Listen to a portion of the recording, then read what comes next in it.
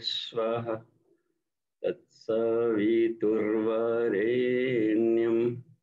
भर्गो देवस्य धीमहि धियो यो नः प्रचोदयात्।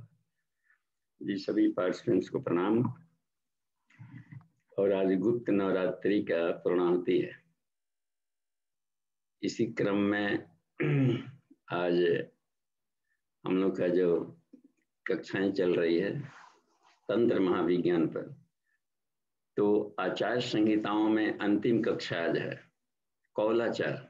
बस तो इसमें हम लोग देखेंगे एज ए होल का सिस्टम। पहले बार ही ऐसा कंडीशंस था कि सब में रहते हुए सब में नहीं रहना, ये कौलाचार की विशेषता है।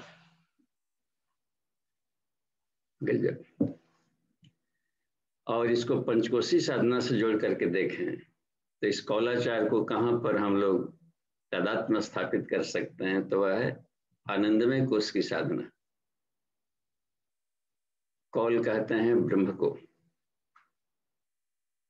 और ब्रह्म ज्ञान की उत्पत्ति या ब्रह्म ज्ञान का साक्षात्कार यानी ब्रह्म साक्षात्कार। आत्म साक्षात्कार तो सिद्धांताचार का भी मैच्योर्ड हो जाए, परिपक्वता आ जाती है तो हो जाता है, लेकिन ब्रह्म साक्षात्कार जब चाहे ट्यूनिंग कर ले और उसके साथ क्रीड़ा करने लगे तो ये तब होगा जब आनंदमय कोश के भी पार कर जाएं।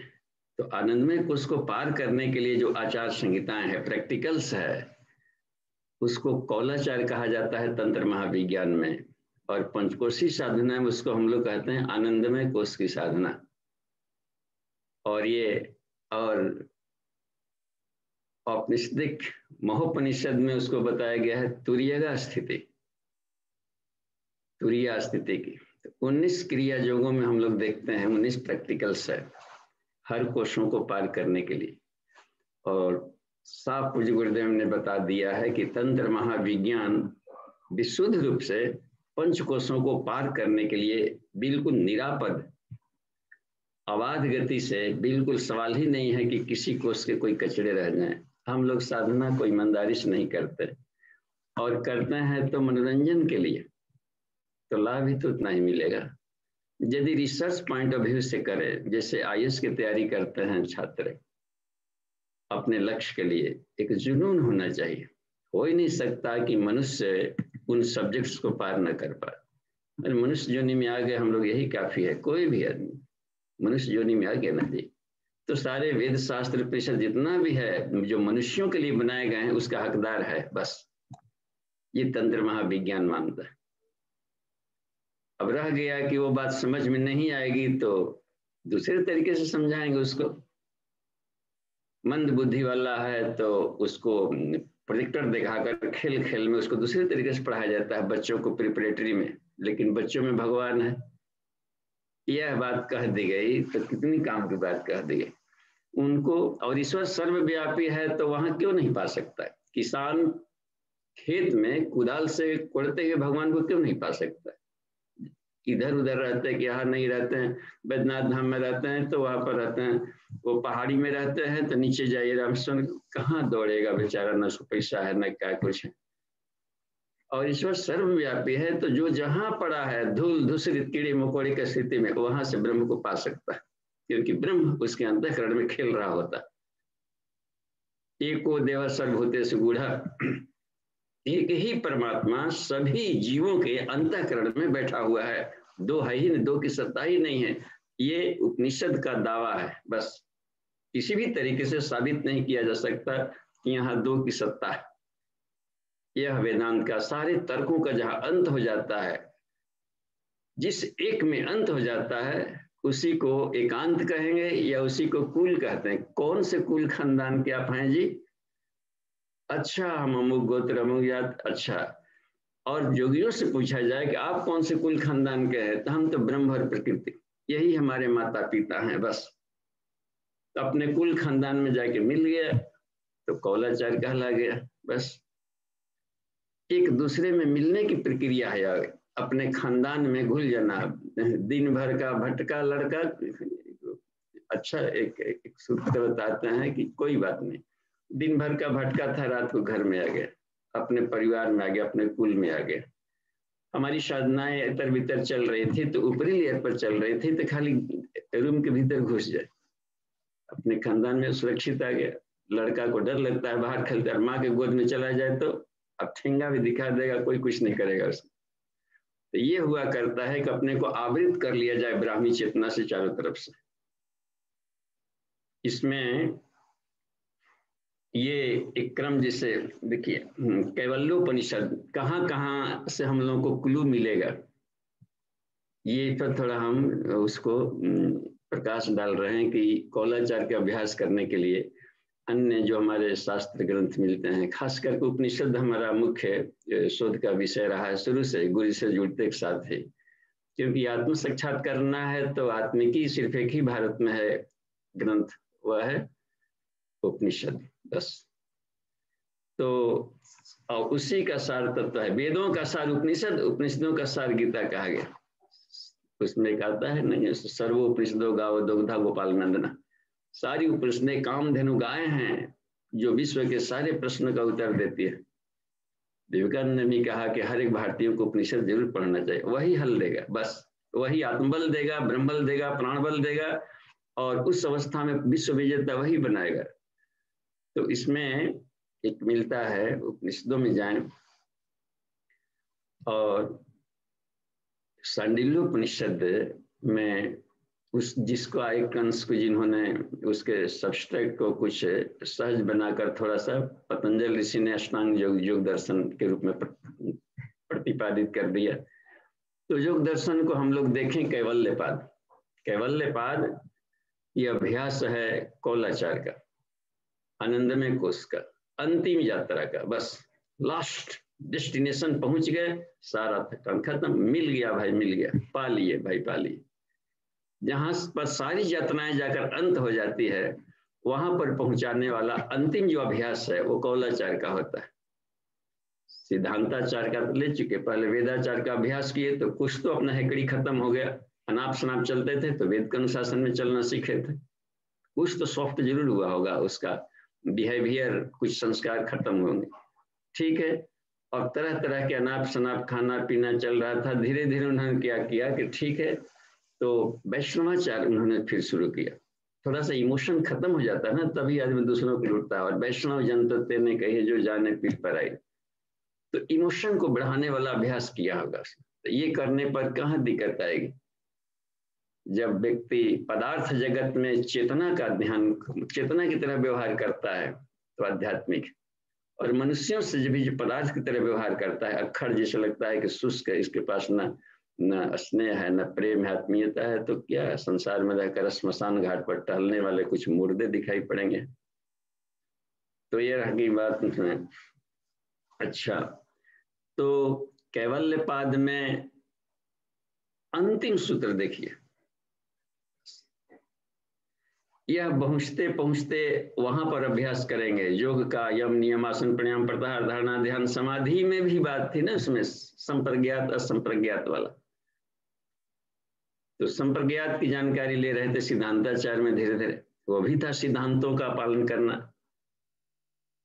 वैष्णवाचार में कहीं गांठ पड़ गई तो शैवाचार था, उसका उल्टा वाला छोड़े। इन दिनों शैव मत वाले, वैष्णव मत वाले कितने आपस में मजहब बना करके रख दिए।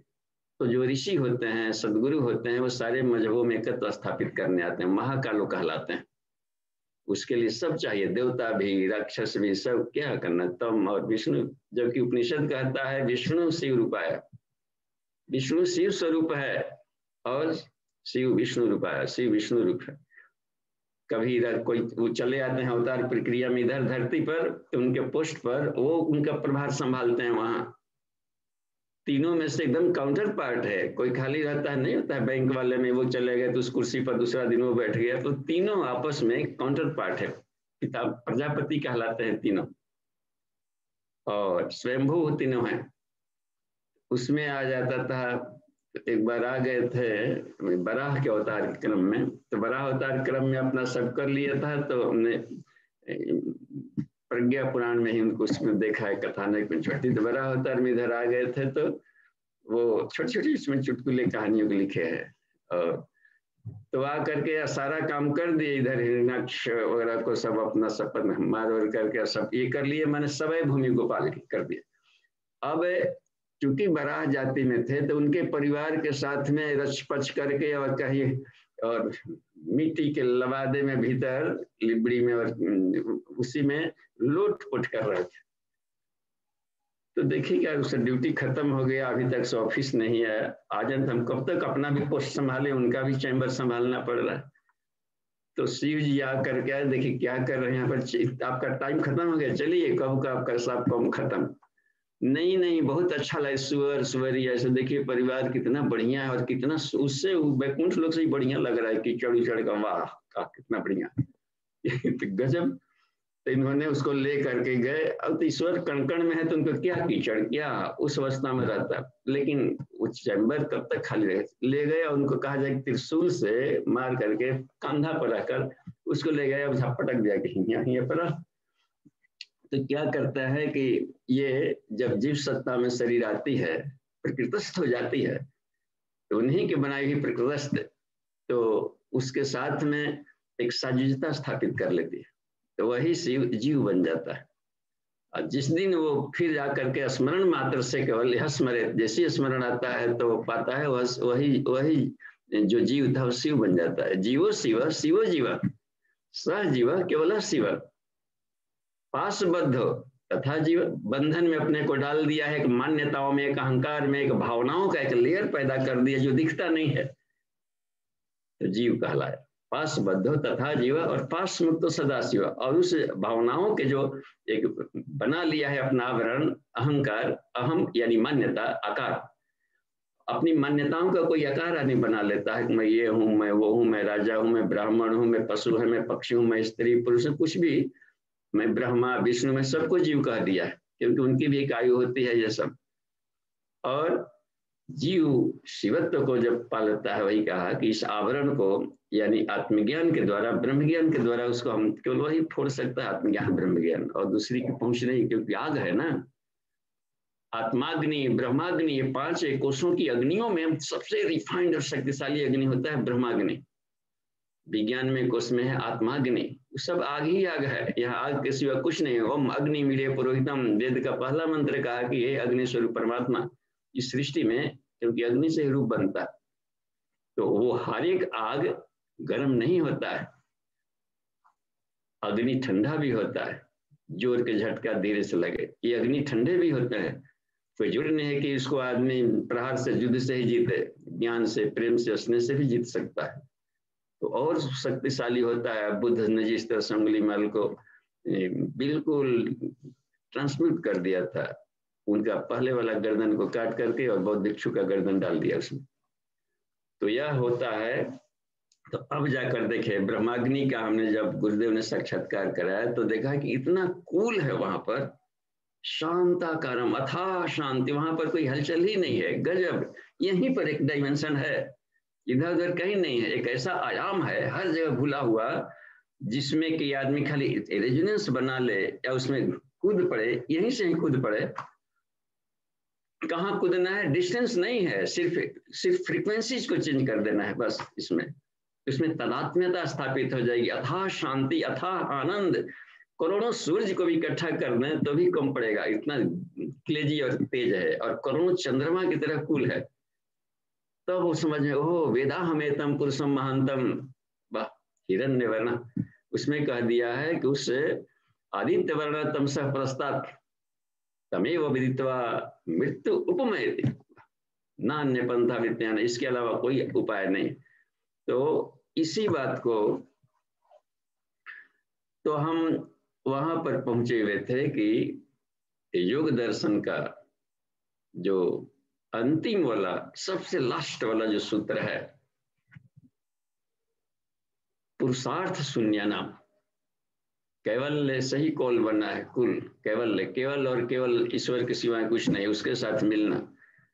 तो उसके कुल के हम लोग हैं, और उस कुल में जाकर विलीन होना। एक एक उसमें क्या कहा है, पहले उसमें बोल दिया कि पुरुषार्थ शून्य नाम, यानी आत्मा को पाने के लिए जो उतने प्रैक्टिकल करने थे 1900 प्रैक्टिकल कर डाला। मान लें यम नियम आसन प्राणायाम प्रत्याहार धारणा ध्यान कर लिया, ज्ञान जो कर्म जो भक्ति जो कर लिया, लय जो मंत्र जो करना था हमको, इस प्रैक्टिकल करोगे तो हमने सारे प्रैक्टिकल करके देख लिया। साधक का कहना है वहां पर तू कुछ भी कर ले, अब कुछ बचा ही नहीं करने को पाने के लिए, अब कौन सा प्रैक्टिकल करे, सबको कर ही लिया जो तरह की साधनाओं का कहे। पुरुषार्थ शून्य नाम, यानी पुरुष आत्मा के प्राप्ति के लिए जो जो प्रैक्टिकल और साधनाएं बताई गई थी, उपाय बताए गए थे, उपकरण और समर्पण ईश्वर प्राणिधान आने, ये सब कुछ कर लिया है, तो अब कुछ करना बाकी नहीं रहा, उसी को कह दिया है पुरुषार्थ शून्य नाम। और गुणानाम प्रतिप्रसव, गुणों का प्रतिप्रसव भी हो रहा। प्रसवन माने मूल ब्रह्म से अव्यक्त प्रकृति बनी और वहां से शुरू हो गया सतरजतम का, जिसको ईश्वर हिरण्यगर्भ और विराट कह दिया है। और विराट से सारा ये सब ज्ञानेन्द्रियां कर्मेंद्रियां पांचों तत्व सब पूरा का पूरा सृष्टि का विखार इधर विस्तार हो गया।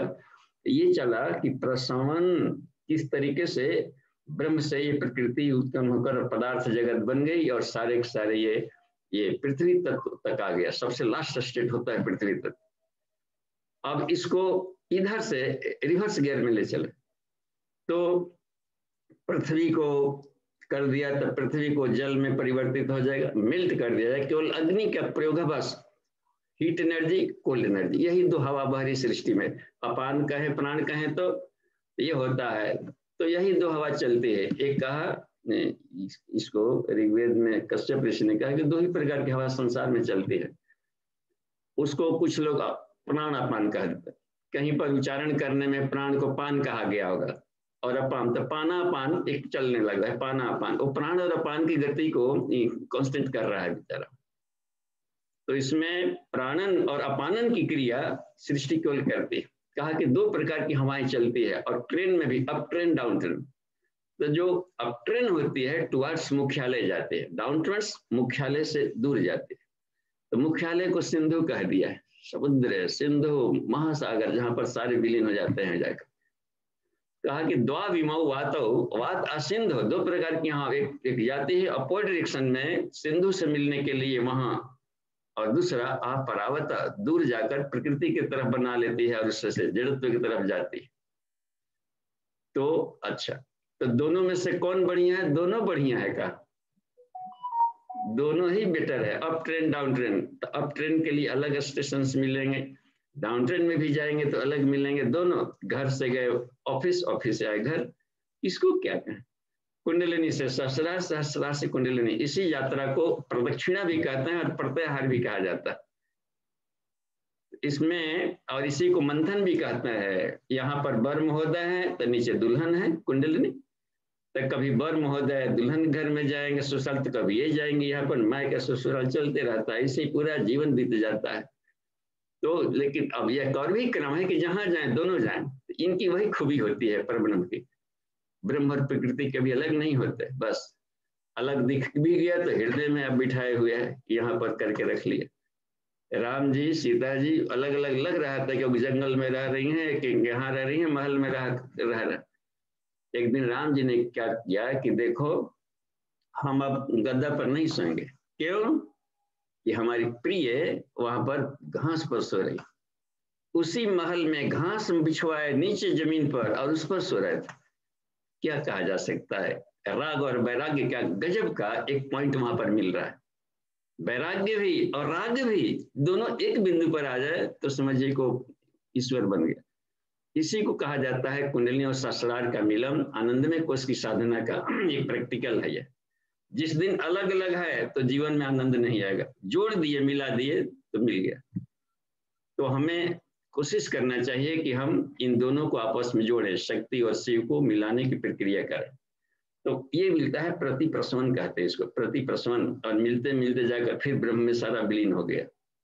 कहा कि ये भी प्राप्त करा सकता है, या तो पुरुषार्थ शून्य नाम कर ले तो भी मिल जाएगा प्रैक्टिकल से, या फिर गुणा नाम प्रतिप्रसव करें, कैवल्य, ऐसे कैवल्य मिल जाता है। या एक और बात कहा उन्होंने, स्वरूप प्रतिष्ठा है चित्त शक्ति रीति, यानी चेतना का अपने स्वरूप में के साथ तदात्मा स्थापित कर लेना, तो आत्मा मिल जाता है। तो यही अपने स्वरूप में जाकर विलीन हो गया, अब क्या बाकी रहेगा। एक बार याज्ञवल्क्य ऋषि ने जनक से पूछा कि हम साधनाएं कर रहे हैं, इसका अंतिम कक्षा क्या होगा, अंतिम लास्ट डेस्टिनेशन क्या है अध्यात्म का।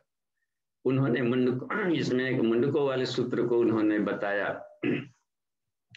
ते सर्वगं सर्वतः प्राप्त धीरा युक्त आत्मानं सर्वम विशन्ति। तो उसमें कहा कि ये साधक होते हैं जो धीर एसेंस से अपनी साधना करते जाते हैं, लास्ट में जब तो कहाँ पर पहुंच जाते हैं, सर्वगं ईश्वर सर्वव्यापी है, सर्वतोमुखी है, सहस्त्र शीर्षा है, घास पत्ती सारी उसके मुख हैं, घास है, जानवर है, टिड्डी है, आकाश है, सारी उसके मुख हैं, जो भी हम लोग देख रहे हैं सब ईश्वर के मुख हैं, सर्वतोमुख वही है। तो सर्वं सर्वतो युक्त जो सर्वव्यापी जो ईश्वर है, सर्वगं किसी भी रूप पे, काले गोरे कचड़े पचड़े सब जगह में, तो सभी रूपों में जो उसको रेजिनेंस स्थापित कर लिया, यानी संसार के सारे परिवर्तनशील वस्तुओं में एक ही अपरिवर्तनशील चैतन्य सत्ता दौड़ रही है, उसके साथ जो रेजिनेंस स्थापित कर लिया तो सर्वव्यापी हो गया।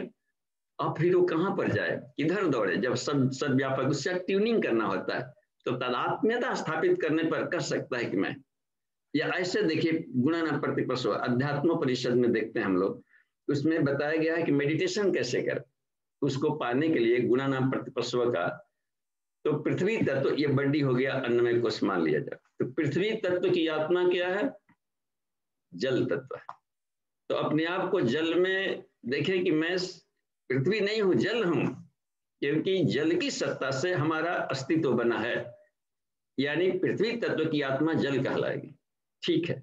और जल की सत्ता क्या है, किसके चलते है, तो अग्नि के चलते है, अग्नि वर्णाभ्याम कहलाते हैं, जल में ही अग्नि का वास है। ज्योति अपसु प्रतिष्ठितम पढ़ेंगे हम लोग, तैत्तिरीय उपनिषद में कहा है कि ज्योति का कहाँ वास होता है, अग्नि वास होता है, उसी में बिजली की तरह है वो पड़ा हुआ अग्नि। और देखते थोड़ा सा स्नान कर लेने पर लगता है कि कितना चेयरफुल हो गए, कौन चेयरफुल कर दिया, विषिमा नामक प्राण विद्युत उसमें घुला हुआ था और जीवनी शक्ति को बढ़ा दिया, तो वो कंडेंस्ड केवल हो गया है, कूलिंग नेचर में आ गया।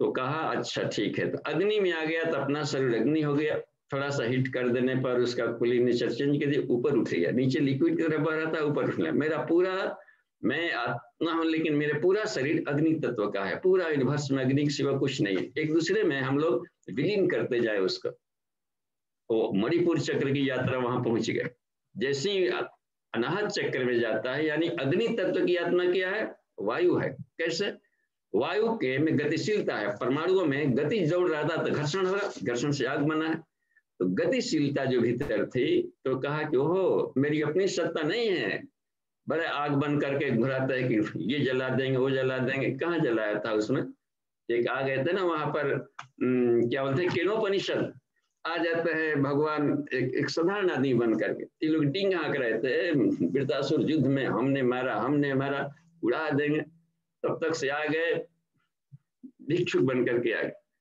कहा कि देखो कोई भिक्षुक आ गया है दरवाजे पर, और नहीं कॉन्फ्रेंस चल रहा है, देखिए देखो तो कौन है जी, वहां पर गए तो क्या चाहिए, कहा कि हमको चाहिए नहीं, हमको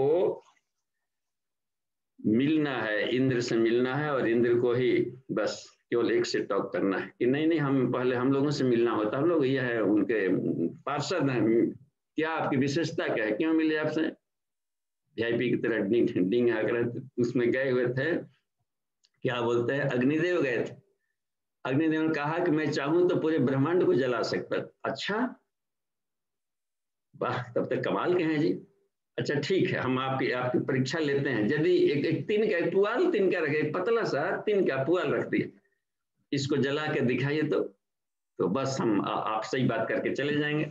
तो पुआल को सारा ज्ञान, सारा अग्नि झोंक दिया, सारे टेम्परेचर जितना उनका था सब खपा दिया, एक बिल्कुल एक पुआल के कण तक नहीं जगा सकते।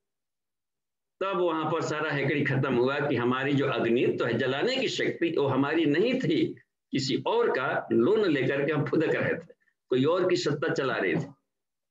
फिर जाकर वहां कहा कि वो कौन है, बहुत शक्तिशाली है, वो हमसे नहीं समझ में आ पाया वो कौन है।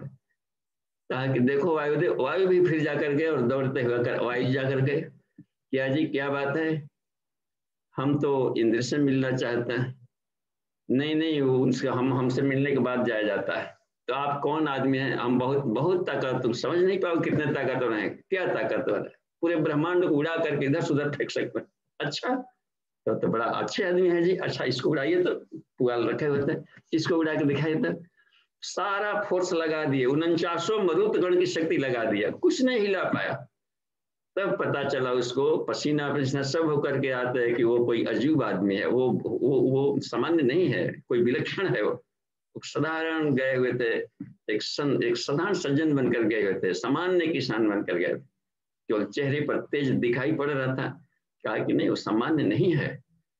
अच्छा, तब इंद्र जाकर खुद गए हैं दौड़ते हुए, और वो गए दौड़ते हुए वहां पर, जब तक से वो इंद्र जा रहे थे तब तक से पलायन हो गए, ऊपर निकल चले गए, ताकि ये इसको दौड़ गया कि नहीं, रावण दौड़ के गया था कि नहीं अंगद का पैर उठाने, इतनी भर आ गई तो देखें कौन है जो इन लोगों को भी, हमारे ये सारे पार्षदों कुछ नहीं किया। अंत में पूछा, उमा दिखाकाश में उमा दिखाई पड़े, उमा, ये माने उमा मतलब होता है ना प्रकृति का मूल तत्व दिखाई पड़ी, सत्ता का। तो उन्होंने कहा, पूछा कि ये कौन थे? कहा कि वो प्रब्रह्म थे। वो ये बताने आए थे कि तुम लोग जो डींग हकते हो कि मेरे चलते जीता, मेरे चलते जीता। भीम ने कहा हमारे चलते जीता है, हमने मार दिया सारे उनके भाइयों को, सारे सस नस किया। अर्जुन ने कहा कि एक ही भीष्म पितामह रहते तो सारा तुम लोग को कभी नहीं जीतते, हम इन लोगों को हमने मारा। दोनों कौन बड़ा है कौन बड़ा है, अंत में फैसला कराने के लिए बर्बरी के पास ले गए थे कृष्ण, और वहां पूछा गया कि कौन बड़ा है, तो बड़ा आश्चर्य कर रहा था और खूब हंसा पहले इन लोगों की मूर्खता पर। उनको एक गजब ढंग का उनको दिया था श्री कृष्ण ने, ये एंगिलो विजन, कि तुमको सत्य दिखाई पड़ेगा। कहा कि महाभारत देखना चाहते हैं, ठीक है, उसको भी दिव्य दृष्टि मिला था, संजय को भी मिला था, लेकिन दोनों के भी फ्रीक्वेंसी में अंतर था। इसको सिर्फ रिले कमेंट्री सुनाने भर मिला था, और उसको एब्सोल्यूट ट्रुथ क्या है उस ढंग का दिया था कि शायद काम आ जाए भविष्य में। तो उन्होंने कहा कि युद्ध हुआ ही नहीं है, जब यह कह दिया तो सबके होश उड़ गए।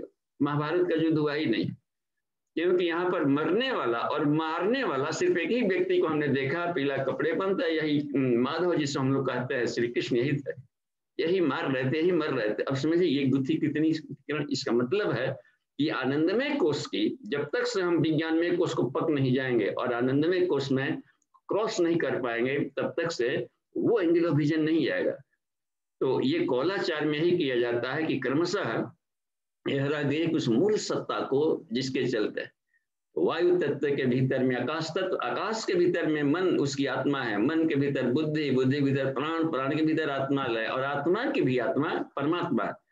कोएक्सियल वायर की तरह इसको किया जाता है। तो मेडिटेशन में हम यही चक्रों के साथ में उसका हम तालमेल बिठा सकते हैं, तो अच्छी बात है। तो कौलाचार में अभ्यास किया जाता है, इस सब में ईश्वर को हम देखें, यानी अभेद दर्शन। अभेद दर्शन का अभ्यास पूरे तब तक किया जाए जब तक से कि दिमाग में जो द्वैत भाव कभी कभी आ जाता था, भुलकड़ी आ जाती थी कि मैं ये नहीं वो हूं, इस भुलकड़ी को समाप्त होने तक इसको अभ्यास करते रहा जाए। तो दोनों तरीका है अभ्यास के, क्लू आपको बताते हैं सिर्फ कि कैसे अभ्यास में मिल जाएगी, दक्षता कैसे मिलेगी। एक तो तरीका है जिससे कि हम लोग मेडिटेशन करते हैं कि यहाँ और मन को इधर भाग गया, भागना कह देते हैं, इधर भाग गया और खींच करके सविता के ध्यान पर, अपने इष्ट के ध्यान पर लगाते हैं, और वो भागा। वो क्यों नहीं भागेगा? क्योंकि हम लोग ना अज्ञानी हैं, जानते हैं कि इसी हमारे आंख बंद करे खास एरिया में भगवान जी रहते हैं, वहां ध्यान करते हैं, लेकिन मन को तो मालूम है ईश्वर सर्वव्यापी है, तो हम उसको बांध के नहीं रख सकते, वो विराट रूप में जुड़ना चाहता है। हम तब तक भागेगा जब तक से ये ज्ञान नहीं हो जाए कि ईश्वर सर्वव्यापी। तो एक और साधक होते हुए क्या करते हैं कि जहां जहां गया, ये तो हो गया कि जो अपनियों की तरफ मन भाग रहा है, तो बलात् आहरणम प्रत्याहारः कहा कि बलपूर्वक खींच करके फिर ध्यान लगाने लगे। फ्लक्चुएशन तो हुआ, भागा तो उतने समय तो उसको ब्रेकेज किया, तो वसुधारा तो हुआ नहीं कंटिन्यूअस जैसा। तो उसमें वहां गया तो सांडिल्य उपनिषद कहता है कि एक और बाण छोड़ दो उसको जाने को, जाओ देखते रहो, साक्षी भाव से देखे कहाँ जा रहा। बच्चे जाते हैं खेलने तो गार्जियन खुश भी कितना, देखे कहाँ जा रहा है, वो रोटी बना रही मम देख रही है खेल रहा, मन को देखिए बच्चों की तरह कहाँ जा रहा है, कहीं तो जाके खेलेगा। तो अपने फील्ड में जाके खेलने लगा, रूप में, रस में, गंध में, शब्द में, स्पर्श में, यही उसको सुख वाला सेंटर मिलता है। या फिर जाके धन बटोरने का प्लानिंग कर रहा है, या जस प्रतिष्ठा के बारे में सोच रहा है, बस इससे अधिक उसको 5 को ग्राउंड मिलता है, 5-7 को, इसी को परिचय हो, इसी में खेलने चला जाए। कहाँ गया, पढ़ नहीं रहा तो क्रिकेट जरूर, बैट देखिए, बैट नहीं गया होगा क्रिकेट खेलने में। ऐसे साक्षी भाव से मन को हम लोग देखें, कहीं तो गया। अब जहां गया तो उसके केवल फायदे को एक पक्षीय सोच करके वहां पर गया होगा।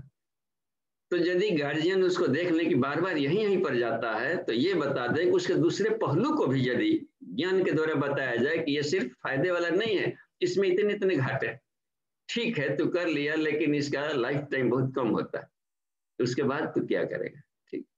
ठीक है, रूप रंग तू सजा रहा है, बिना माने मतलब का 10 बार आईना देख रहा है, और ये सब यूं यूं यूं सब कर रहा है सब, लेकिन इसकी आयु कितनी है, तो कुछ ऐसा क्यों नहीं कर लेता कि तुम होल लाइफ जुआ बने रहो।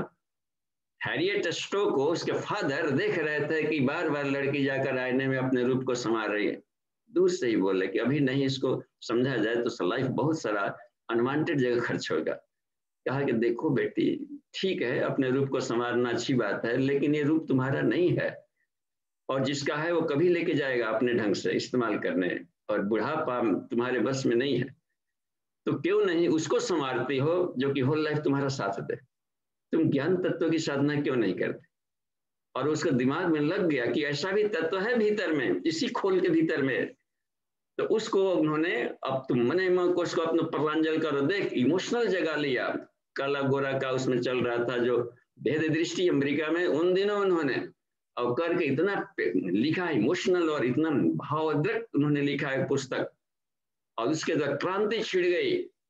उन दिनों के जो अब्राहम लिंकन शायद थे उन दिनों, तो उन्होंने मंच पर खड़ा करे टेबल पर कि जो भेद दृष्टि मिटी है उसका इस लड़की के चलते सारा हुआ है। उन्होंने एक पुस्तक लिखा था, काम काका की कुटिया, और ये लिख दी तो अमर हो गई, बस अमर अमर अमर हो गए, और पूरे के पूरे बन गया। तो हमें ऐसा भी होता है कि ऐसे लेयर में जाना कि हमेशा के लिए पूज्य हो जाए। ज्ञानवान सर्वत्र पूजित है। कहा युधिष्ठिर ने जो पूछा था यक्ष ने कि संसार में जिंदा कौन है और सुखी कौन है और कौन धनवान है। ज्ञानवान एवं धनवान, ज्ञानवान एवं जीविता, वही जीवित है, और ज्ञानवान एवं सुखवान, ज्ञानवान एवं बलवान, वही बलवान भी उसी कहते हैं। और अंत में क्या किया, तस्मात् ज्ञानमय भव, इसलिए ज्ञानवान बने। अज्ञानी रहने से जन्म नहीं लेना बेहतर है, शेक्सपियर ने भी कहा था। और यहाँ तो अकेतुन किन्वन करते हुए हम सारे संसार के अज्ञानियों को ज्ञानवान बनावें, यही होता है जो वो ये करते हैं।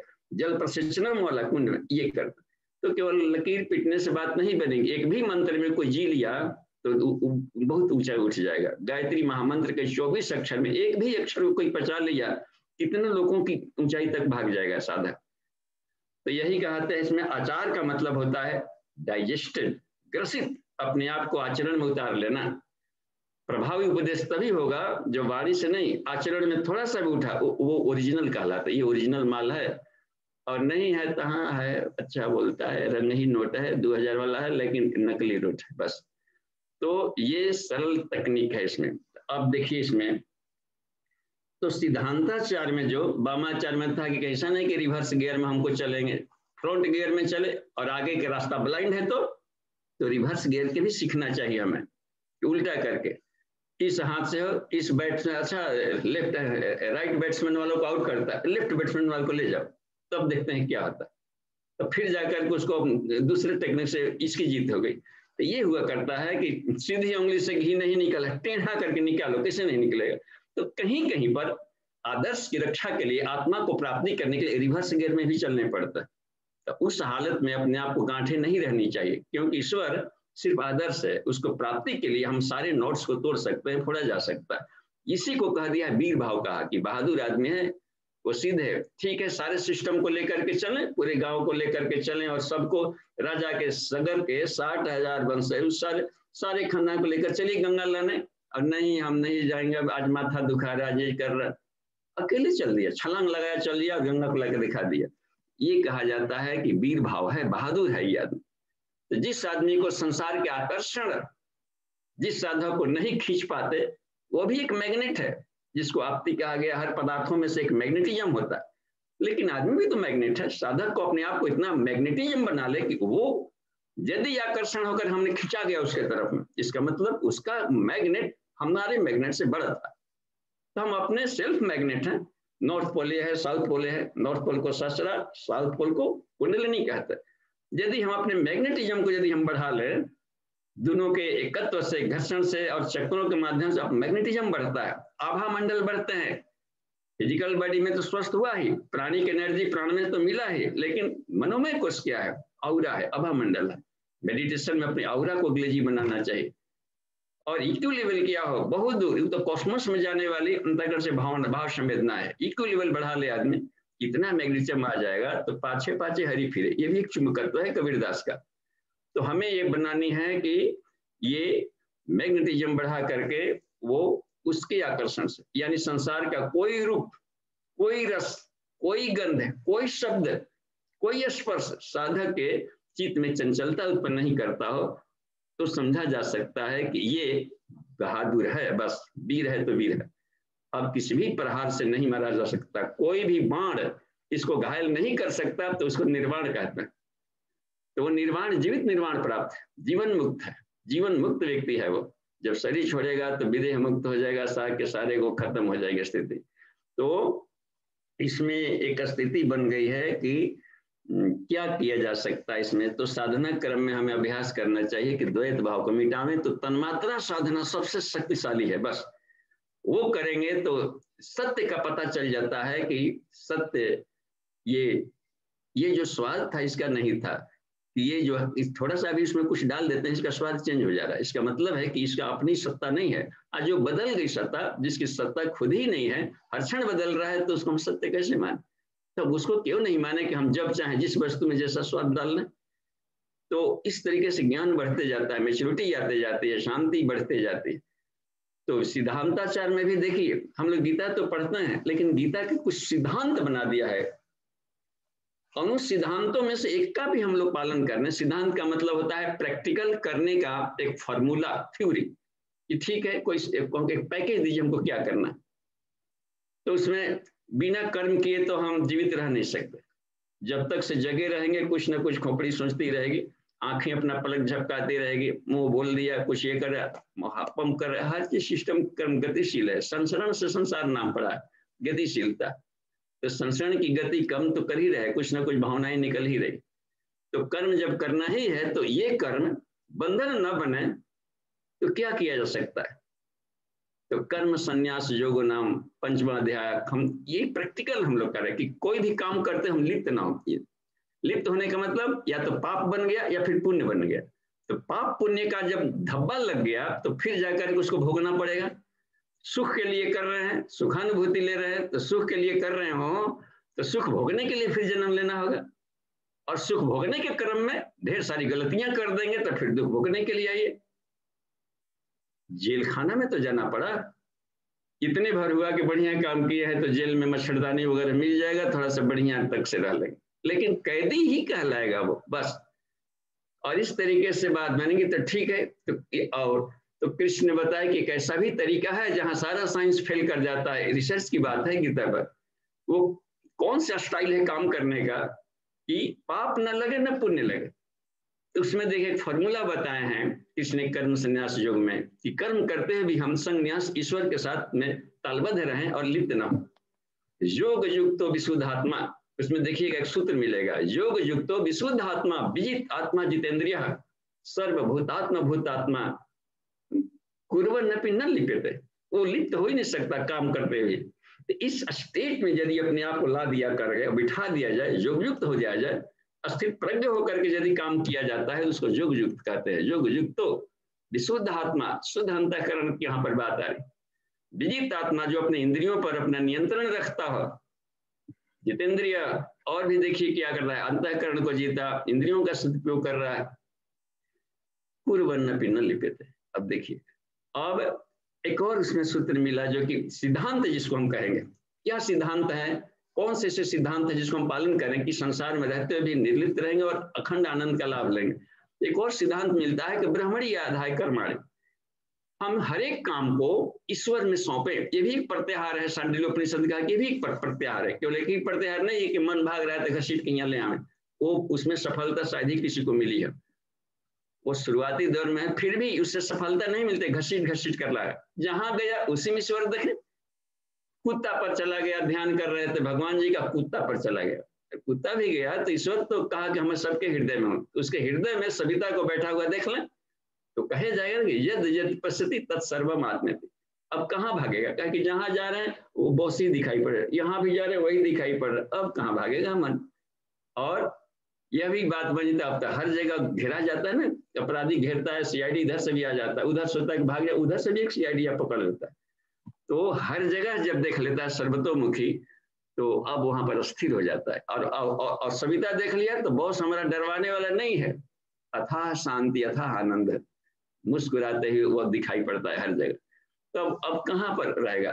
ऐसे साधक को या तो सरेंडर करो, करिष्ये वचनम तव कहा, और नहीं तो फिर जा करके वैसे बन करके और वो अपने आप को रूपांतरण करेगा ही करेगा उस अवस्था में। प्रश्नोत्तरी जहाँ थक जाती है, कुछ नहीं मिलता है तो एक ही कहना पड़ता है, अब कंफ्यूज होता है आदमी, तो ठीक है, शांति चाहते हो, आनंद चाहते हो तो माम एकम शरणम व्रज, बस। तो एक क्रम इसमें बना।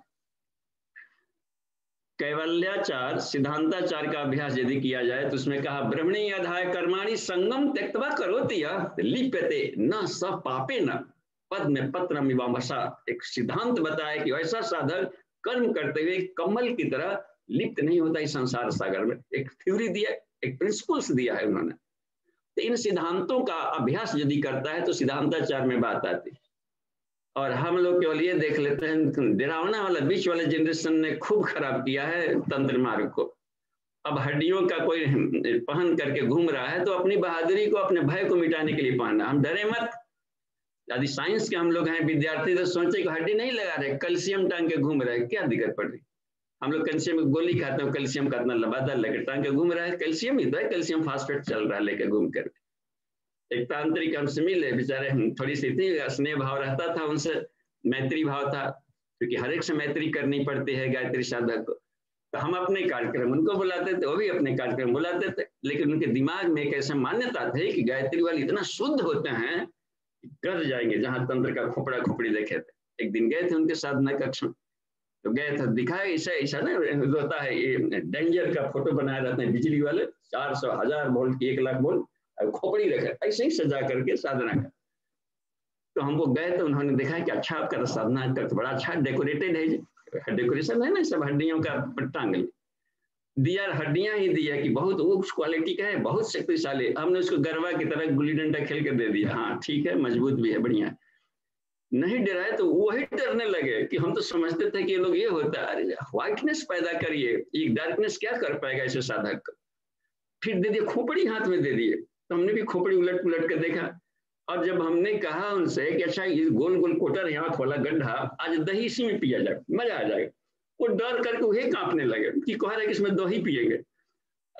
गॉड ओमनी प्रेजेंट है, हम क्यों माने को हड्डी है, कैल्शियम फास्फेट है, बस। ईश्वर को कहीं भी देखा जा सकता है। और ऐसे साधक लिए क्या है, ये वास्तविकता पूर्व पश्चिम ये सब। संत नानक देव ने कहा कि देख हमको पैर घुमा दे जिधर तुम्हारा देवता नहीं रहता, जो सर्वव्यापी तत्व को देख लिया। और ये दिशाओं का भ्रम तो केवल बागवान से जाइए, यहाँ से विदेश जाइए, केवल जैसे ही धरती से ऊपर उठते हैं या अपने ही देश में रहिए तो फ्लाइट से जैसे ऊपर उड़े, अब वहां पर क्या दिशा आ जाएगी। इधर सूर्य तो हमेशा चमकता है, सूर्य कभी अंत ही नहीं अस्त ही नहीं होता है, सारी दिशाएं वहीं पर खत्म। लगता है कि हम पृथ्वी वाले नहीं है, पृथ्वी वालों के लिए जा रहे हैं ज्ञान देने, बस ऐसा लगने लगता है। तो यह रह गई है ना कि जो तत्व दृष्टि से बंधन मुक्ति हमें पढ़नी चाहिए अपने विज्ञान में कोष को मजबूत करने के लिए। क्यों कि सही सही हर तत्व की एब्सोल्यूट ट्रुथ से दर्शन कराता है एंगल। उसमें लिखा है गुरुजी ने कि कलरों रंगों पर आदमी भटकाव करते रहता है, इसमें मनो ये काला रंग गोरा रंग, ये रंग होता ही नहीं है, सीधे कहे कि रंग होता ही नहीं है, बस सीधे गजब। हम लोग रंग रंग पढ़े हैं, बैगनी नीला आसमानी हरा पीला नारंगी लाल विजिबल लाइट आदित्य गण। उन्होंने इसमें लिखा है यूसी ने कि रंगों की दुनिया, रंग होता ही नहीं है, कलर नहीं होता है। तो ये क्या हो रहा है, क्यों नहीं होता है कि प्रकाश का कोई कलर नहीं है, और प्रकाश में जो कलर दिखाई पड़ रहा है वो सिर्फ रिएक्शन है, उसमें वेवलेंथ और फ्रीक्वेंसी है, बस दो चीज। प्रकाश के तरंगे हैं, गति है तो वेवलेंथ होगा, फ्रीक्वेंसी होगी तो वेवलेंथ का कोई कलर नहीं होता है, फ्रीक्वेंसी का कोई कलर नहीं है, तो सिर्फ कमर लचका करके दौड़ रहा है, तो डांस उसकी चल रही है। हमारी आंखों के रेटिना पर बम्बार्डिंग किया है डांस, तो अपनी रिएक्शन गया तो उस पर थोप दिए। पेड़ों की कोई पत्तियों का कलर ही नहीं होता है, लगते ही कि ग्रीन है, ग्रीन हरी, हरी कहा कि हरी नहीं है, बस हरा छोड़कर बाकी सब है। क्यों? और अन्य तरंगों को सोख लिया और इस फ्रीक्वेंसी वाली तरंगों को नहीं सोखा, उल्टी कर दिया, यानी इसके सिवा बाकी सब है उसमें, और ठीक उल्टा दिख रहा है। यही है यथार्थ ज्ञान, यानी मनोमय से विज्ञान में श्रेष्ठ होता है। विज्ञान हमेशा श्रेष्ठ होता है, जो ध्यान से भी ऊंचा होता है। सत्य मिल गया, यथार्थता जान गई, तो उसका व्यवहार कितना कैसा होगा। सामने संसार कुछ है नहीं, जब कह दिया अहम जगद्वा सकलम शून्यम, इसका मतलब है कि निश्चित मानिए वो बहुत बड़ा साइंटिस्ट होगा, क्योंकि वह उसको ऊर्जा रूप में देख रहा है संसार को, और ऊर्जा दिखाई नहीं पड़ रहा है, हीट कहाँ दिखाई पड़ रहा है, नहीं दिखाई पड़ रहा, हर जगह व्याप्त है। तो हम देख रहे हैं प्रकाश हर जगह व्याप्त है, दिख नहीं रहा है। वो तो किसी वस्तु पर टकराया तो ऑब्जेक्ट में दिखा, हमको प्रकाश कहाँ दिखा। तो यह गजब की चीजें हैं। और तरंग कहाँ दिख पाते हैं, तरंग है, लहर है, मन की तरंग मार लो, कहाँ मार पकड़े चिमटा से, मन की तरंग कहाँ पकड़ाएगा। तो ये पराशक्तियां हैं, और पराशक्ति इसको चला रही है। तो कहा उसमें कि इसलिए कह दिया हो कोई योगी का हम जगद्वा सकलम शून्यम, तो इसका समझिए ऐसा नहीं कि शून्य ही पकड़ा जाएगा, छू ले है, कहाँ शून्य, देखिए पकड़ लिए, हथौड़ी से फोड़ दिए। ये प्रिपरेटरी वाला एंगल का कर रहा है, उस कक्षा में ऐसे ही कहा जाएगा उसको पकड़ लाओ करो, लेकिन उस कक्षा में जो कि वैज्ञानिकता के उस छोर पर पहुंच गया है, जो उसको वेव्स के रूप में और ऊर्जा के रूप में देख रहा है, वो थोड़े कहेगा कि ऑब्जेक्ट है। तो ये हमें इन शब्दावलियों के एंगलों से उस ऊपर उठनी चाहिए, तो अब जाकर के सत्य को दिखाई पड़ेगा। या इन दिनों न तो हम वैज्ञानिक हैं सही सही, न तो आध्यात्मिक बन गए। अध्यात्म भी कहता सर्वम खलु इदम ब्रह्म, तो हम कहाँ सबको। और निर्मम भव निराशी भव, इसमें कहता है निर्मम बनो निराशी बनो। निर्मम, निर्मम माने क्रूर नहीं, यह मेरा नहीं है। यहाँ हवन भी हम लोग करते हैं, हर माने सकल इदम गायत्री इदम नमम, इदम रामा इदम नमम, इदम सरस्वती इदम नमम, इदम हनुमते इदम नमम, इदम नवग्रह देवता पे इदम नमम। अच्छा, यह उनका है, मेरा नहीं है। अब बाहर निकल के आज इतना सकल हम अपना लगा दिए, अब फिर अब कह रहा आप अपना लगाए हैं, उसका ना लगाए हैं, झूठ बोले थे इदम नमम बोल बोल करके, तेरा तुझको अर्पण बोल रहे, अब फिर कहते ना इतना हमने दिया, इतना सकल दिया, उतना घी लगाया। गीता का एक भी सूत्र उसमें प्रैक्टिकल्स में कहता है कि जियो, गीता को गाओ, भीतर से पियो बस। तो इसमें उसमें देखिए बताया है ना कि ब्रह्म ब्रह्म हवि, हवि को भी ब्रह्म मानने को कहा है। ब्रह्मार्पणम, जो सुरुचि शुरुआ उसमें होता स्फ प्रत्या प्रथणी प्रणीता, क्या कि इसको भी ब्रह्म मानो, हवि को भी ब्रह्म मानो, अग्नि को भी ब्रह्म मानो, और तुम अपने आप को भी ब्रह्म मानो। जब ब्रह्म में ब्रह्म की आहुति डाल, इसका रिजल्ट भी ब्रह्म होगा। लेकिन वो नहीं हो पाता है तो हम कर्मकांडों में लग जाते। इसलिए कहा कि ठीक है आत्म संयम करो, वो भी एक योग है। इंद्रियों को खाओ या फिर जाकर विषयों में उसको विलीन करो, किसी भी तरीके से एकत्व की दिशा में भागो। प्राण को अपान में, अपान के इस सब जगह हम लोग क्यों नहीं प्रचार करते। तो हर जगह केवल अग्निहोत्र में हम फंसेंगे तो मजहब कहलाने लगेंगे, कोई खास कर्मकांड को लेकर के आगे चलेंगे तो पूरे विश्व को नहीं लेकर चलते, उसको उसके ढंग का योगा बता दें, यज्ञ बता दें, तो पूरी विश्व अपनी है। प्रेम यज्ञ, यज्ञ नाम जप, जप भी एक यज्ञ है। तो हर मजहब में, हर संस्कृति में कुछ न कुछ ईश्वर तत्व को पाने के लिए कुछ न कुछ शब्दों को बड़बड़ाने को बोल दिया कि इन शब्दों का स्मरण कर, उन शब्दों में ईश्वर का भाव है।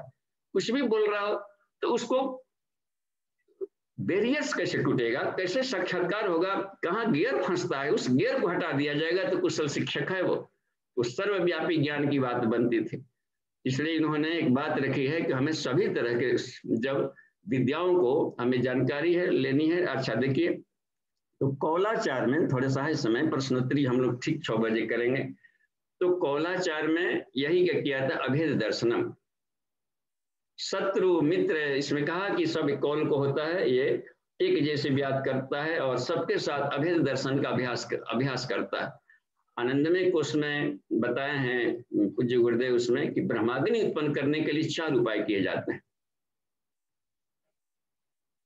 प्रकृति से खेलना सीखता है विज्ञान में मातृ से खेल रहा है तो भी सुख मिल रहा है, क्योंकि माता पिता में हम लोग अंतर समझ रहे हैं और उसमें घुला हुआ है तो इसमें घुली हुई, लेकिन ये परिवर्तनशील सत्ता के साथ में तो उसमें बीच बीच में दुख कष्ट वाला आ जाता है, तो इसका भी आनंद मिलेगा, ये भी एक आनंदमय कोष है।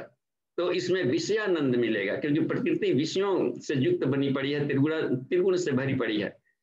तो त्रिगुण को समान कर दिए रहते, समत्व किए रहते तो भी अद्वैत में पहुंचते। यदि इसमें खेलना है तो समत्व में ले आवे।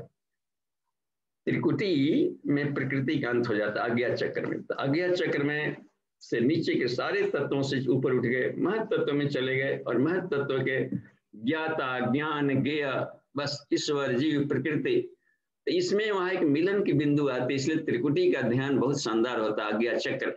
लेकिन अज्ञात चक्र के ऊपर एक और भी चक्र है, सहस्रार चक्र, वह उसका अभ्यास करना पड़ता है कौलाचार में या फिर आनंदमय कोष में।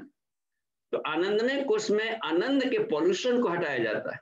आनंदमय कोष भी एक बंधन है, कौन वाला, जो हम लोग का जो जीव पर पड़ा हुआ आनंदमय कोष में। आनंदमय कोष में भी पोल्यूशन हाँ होता है। उसका क्या पोल्यूशन है? फ्लक्चुएशन उसका पोल्यूशन है।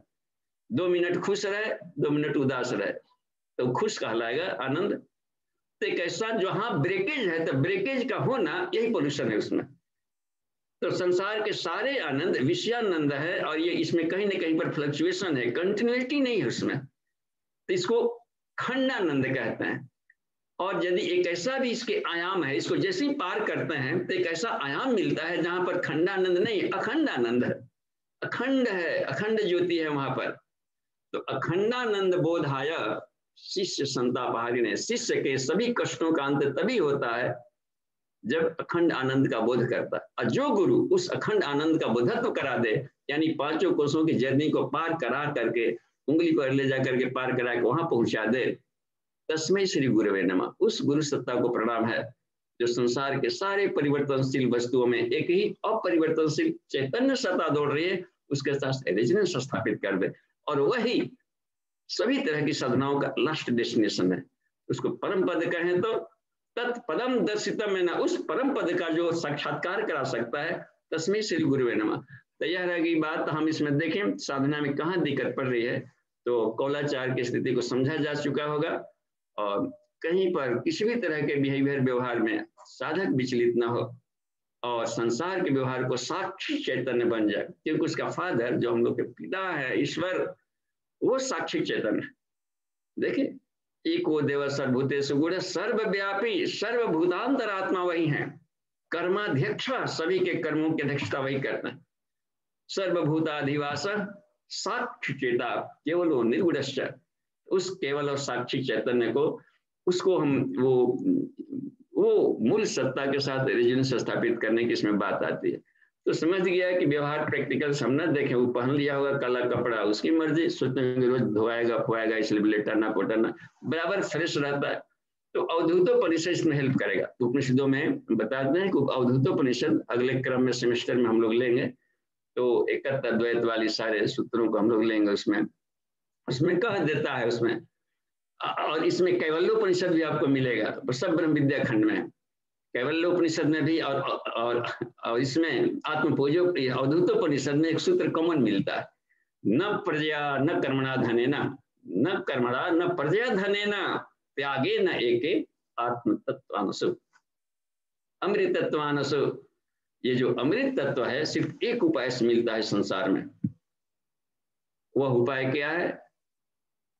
कर्म है? नहीं, न कर्मणा, कर्म से तो क्रिया न मिलेगी। जो काम कर रहे हैं, खेती कर रहे हैं तो खेत मिलेगा, योगा कर रहे हैं तो वहां से हेल्थ मिलेगा, स्वास्थ्य मिलेगा। तो कहा रहा है कि वह कर्मों से नहीं मिलता है, किसी भी तरह के कर्मों से नहीं मिलेगा। वाह, कर्म में भ्रष्ट अधिको योगी है ना, गीता में भी कहा है तपस्वी भी अधिको योगी, तप से भी नहीं मिलेगा। तप से क्या होगा? हमारे स्लैक्स मलबे हटेंगे, प्यूरिफिकेशन होता है तप से। तपस्वी भी अधिको योगी, ज्ञानीभ्यो च मतोधिकम, ज्ञानियों से भी, ज्ञान से जानकारियां भर मिलेगी केवल, बस समझ लीजिए क्या सही है क्या गलत है, ये जानकारी भर मिल जाएगी। ये तो बुधा तो हो जाएगा, तर्क से भी पता चल जाएगा, ईश्वर सर्वव्यापी हर जगह, ऊर्जा ही ऊर्जा है, सारे साइंटिस्ट लोग देख लिए, उसका सही स्वरूप भी देख लेता है। ज्ञानीभ्यो च मतोधिकम, और उसमें भी क्या है, कर्म में को जोगी, कर्मवान से विश्रेष्ठ है, तस्मात ज्ञान, तस्मात योगी भवार्जुना, हे अर्जुन इस तू योगी बन। तो योगी अवस्था कहा गया, यानी उसके भीतर में जो एक सत्ता सबको जोड़ रही है, उस योगी के साथ तो जुड़ जा। मई सर्वमिदम प्रोतम सूत्रे मणि गणा युवा, संसार के सारे जो वस्तुएं तत्व दिखाई पड़ रहे उसमें एक धागा उसको माला की तरह पिरोए हुए है, उसको साथ उस धागा, उस सूत्र को जो धारण करता है वो ब्रह्म सूत्र पहने है।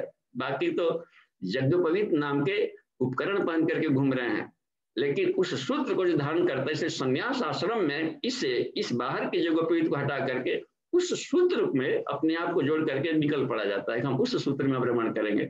उसी को कह दिया जाता है कि ब्रह्मण्यम सकलम तस्य इति ब्रह्मविदो विदो। ऐसा ब्रह्मविदो का कहना है कि उस सूत्र का समन्वय कर लिया तो वह खंडानंद में प्रवेश करता है। तो कौलाचार लास्ट स्टेज होता है, परमहंस की स्थिति होती है, धन्य हम कहता है वहां पर साधक। फिर उसमें रूप रस गंध खाए तो क्या अंतर पड़ता है, वो खाते हुए भी नहीं खाता है, करते हुए भी नहीं करता। और ऐसा जोगी वो उसके व्यवहार पर उपहास नहीं करनी चाहिए, और यदि वैसा नहीं पहुंचा और खा रहा है तो रोगी होगा, बस उसके साइड इफेक्ट होंगे। वैसे रेयर पहले अधिक होते थे परमहंस स्तर के लोग, अब इन दिनों शायद हो सकता है कि रेयर करोड़ों में एक कहा है अर्जुन ने कृष्ण को, कृष्ण अर्जुन को बताया कि अर्जुन साधक तो चलते हैं, करोड़ों में एक आगे बढ़ेगा, अगली क्लास में उसमें से करोड़ों में से एक बढ़ता है, उसमें बढ़ता है। तो दुर्लभ का है, सब महात्मा सुदुर्लभ, बहुनान जन्मना मनते ज्ञानवान माम प्रपद्यते। और वह ज्ञानी कौन सा ज्ञानी बोले, वासुदेव सर्वमिति, हर जगह ईश्वरीय सत्ता है, सब महात्मा सुदुर्लभ। देखे, तो फिर भी हमें ड्यू रिस्पेक्ट सबको देते हुए भी अपनी साधना में लगे रहनी है, और जर्नी वही है कि हम एब्सोल्यूट ट्रूथ के साथ रेजोनेंस स्थापित कर लें, और फिर भी बिहेवियर करते रहें जथा योगी करे। तो उसमें कहा है अद्भुत उपनिषद में बोल रहा है योगी, अद्भुत कह रहा है, ओह, और यदि मुंह गायत्री मंत्र का उच्चारण कर ही लिया तो इसमें दिक्कत किसी को क्या पड़ रही है, मैं नहीं कर रहा हूं, बस आंख है पूजा पाठ कर ही ली, पैर कर लिया, वेदों का पाठ कर ही लिया और संसार का काम कर रहा है, तो उसकी मर्जी वो करने दे, वो तो पब्लिक है, इसके साथ में स्टाफ है कर रहा है, लेकिन मैं नहीं कर रहा। तो उस शास्त्र में अकर्ता बन करके आदमी रहता है, तो अकर्ता से अकर्ता की दोस्ती मिलती है। तो हम बताएंगे वैज्ञानिक तरीके से कि कैसे मेडिटेशन में क्या करना होता है। तो thalamus cortical nuclei reticular activating system का यदि अभ्यास करें तो ये शक्ति जल्दी जगती है। तो उस पर हम लोग अगले क्रम में आएगा, सब क्रम जो अगले सेमेस्टर सब आएंगे। तो जी थैंक यू, धन्यवाद। और टाइम हो गया है क्वेरी सेशन का, तो हम तैयार और आप भी तैयार, आइए बातचीत करते हैं। जी बाबूजी, चैट बॉक्स में कुणाल जी का प्रश्न आया है। वो पूछते हैं कि बाबूजी, नीम के तमन रविवार क्यों नहीं प्रयोग किया जाता है? पहले ब्राह्मणों को भोजन करवा कर चंदा देने का रिवाज क्यों रहा होगा? क्या एक कर्मण्यता से भी आत्म साक्षात्कार कर सकते हैं? कर्मणा लास्ट वाला लाइन क्या था? क्या एक कर्मण्यता से भी आत्म साक्षात्कार कर सकते हैं? हाँ, वो अकर्मण्यता लिखते हैं। तो उसमें देख रहे हैं ना, ये जो कह दिया गया है कि कर्मण्याधिकार, कर्मणि एवं अधिकारस्तु मां फलेषु कदाचन मां कर्म फल भूतेषु। जिससे तुम क्रिया भी कराओ, कोई भी हम कर्म करें, ये और भी उससे पहले वाले लाइन से भी दूसरा वाला लाइन शानदार है कि फल की आशा न करें, ठीक है, लेकिन जब हम कर्म करने लगे तो उसमें बता दिया है इसमें आराम से, मां कर्म फल हेतु, कोई भी काम करो लेकिन उसके बंधन का कारण तुम मत बनो। माते संगोस्तु अकर्मणि, और अकर्मण्यता भी ना अपनावे, क्योंकि वेद का फिर नास्तिक कहलाएंगे, क्योंकि अकर्मण्यता हो ही नहीं सकती ना। हम चाहकर कभी अकर्म नहीं बन सकते, कुछ ना कुछ सोचेंगे ही सोचेंगे। तो सोचना भी एक कर्म है। इलेक्ट्रोमैग्नेटिक रेडिएशन खोपड़ी से निकाल रहा है, किसी के दलान पर बैठ करके अनाप शनाप अंड बंड सोच रहा है, दूसरे का क्षति नुकसान, तो क्या हुआ? प्रदूषण फैला रहा है ना, टॉक्सिन फेंक रहा है दिमाग से। और एक संत है जो कि कहीं भी, महर्षि रमण वहीं से बैठे बैठे ब्रह्मबल पैदा कर रहे थे। श्री अरविंदो महर्षि रमण क्रांतिकारी लोगों के लिए, क्रांति करना तो मरा तो दूसरा क्रांतिकारी सामने तुरंत पैदा होकर खड़ा हो जाए, तो ब्रह्मबल उत्पादन करके फेंक रहे थे तेजी से। बैकग्राउंड सभी फेंके जाते हैं वो सब, इसका मतलब है कि मेंटल स्टेट में कर्म कर रहे थे, काउजल स्टेट से कर्म कर रहे थे, तो बिना कर्म के रहा नहीं जा सकता, ये कहा गई बात। अच्छा, और भी देखिए, ईशावास्योपनिषद के एक सिर्फ 2 मंत्रों का आदमी पी ले, कौलाचार में यही 2 मंत्र है, काम आते हैं, हेड वाला इंजन है दोनों मंत्र का जो चलता है, ईशावास्यम इदम सर्वम, इसको पीना, इसी को केवल पीना है, कौलाचार कहे या आनंद में कोश की साधना कहा जाए, ईशावास्यम इदम सर्वम यत् किंचित जगत्याद्भुत, इस गतिशील संसार में जो कुछ भी हम देख रहे हैं वह सब ईशा अनुशासन में चल रहा है, अस्त व्यस्त भी नहीं, एक डिसिप्लिन में चल रहा है, और किसी और का द्वारा किसी और की खेती है, कोई और इसके माध्यम से लाभ ले रहा है, और हम लोग के लिए जो भी कर रहा है तो हमारी भी सबके बीच में जो धारा दौड़ रही है, अब उसके साथ उपभोग भी करना है संसार का, तो तेन त्यक्ते न भोजिता, त्याग पूर्वक भोगो, भोगने के लिए ही बनाया हुआ है, आनंद के लिए, सारा संसार भोग और मोक्ष 2 ही इसका काम है, प्रकृति का मात्र 2 काम है, भोग देना, आनंद में देना जीवन को, और मोक्ष दिलाना, आत्मज्ञान प्राप्त कराने के लिए वो दौड़ रही है। क्रिया के प्रतिक्रिया सिर्फ आत्मज्ञान प्राप्त कराने के लिए ये सब क्रियाएं चलती है। तो अच्छा, तो त्यक्तेन जो शब्द कहा गया, त्यक्तेन भुंजिता, अब देखिए इसमें श्री अरविंदो का पूर्ण योग हम लोग देखें, पहले क्रम में रखा है, उन्होंने तो 4 फेज में ही रखा, तो 7 को 4 फेज में ले आ दिया। पहले कहा कि शुद्ध ही, अपने आप को शुद्ध करो, बस, न सिर्फ बाहर का, भीतर के 5 कोषों को भी, 5 प्राणों को भी, जो सावित्री के मुंह हैं, इन 5 कोषों को भी रिफाइंड करे प्राण का, बाहर नहीं, बाह्याभ्यंतर शुचि। फिर क्या बोला उन्होंने, मुक्ति, अपने भीतर में जो चिपका हुआ था, आसक्त जो थे, परिवर्तनशील संसार थे, तो अपरिवर्तनशील सत्ता से जोड़ने का अभ्यास करो, जो दिख नहीं रहा है वो, तो वो असंशक्ति वाला अभ्यास करने को है कि मुक्त कर, इससे इस चिपकाव के जो लपटा है उसको तो चिकना बना दे, ऐसा कि चिपके तो भी नहीं चिपक रहा हो, तो ये मुक्ति वाला स्थिति लाया। अच्छा ठीक है, तीसरी वाला में क्या कहा, सिद्धि, अस्तित्व प्रज्ञ बनो, सिद्ध, सिद्धांताचार सिद्धि को ही कहते हैं, चौथा वाला जो उनका है वही सिद्धांताचार है। नाम अलग अलग रखे जाते हैं, अलग डिक्शनरियों में अलग ढंग से उनके शब्द इस्तेमाल करेंगे तो लगेगा वही मत वाला करके यहाँ पर बैठा है, देश बदल के, तो इसलिए शब्दावली बदल देता है शिक्षक अपना। और जब हम अस्तित्व प्रज्ञ में, अस्तित्व प्रज्ञ भव, बार बार पूछता है अस्तित्व प्रज्ञ क्या लक्षण है, क्या लक्षण है, और वही सुखदेव मुनि पूछ रहे हैं जनक से, तो वहां अस्तित्व प्रज्ञ के बदले में जीवन मुक्त शब्द का प्रयोग कर रहे हैं कि जीवन मुक्त साधक का क्या लक्षण है, तो वो उसमें गजब का बताया, एक ही भोजन में नमक, लवण, खट्टा, मीठा सब मिला करके उसको एक समान समझता है, समझिए।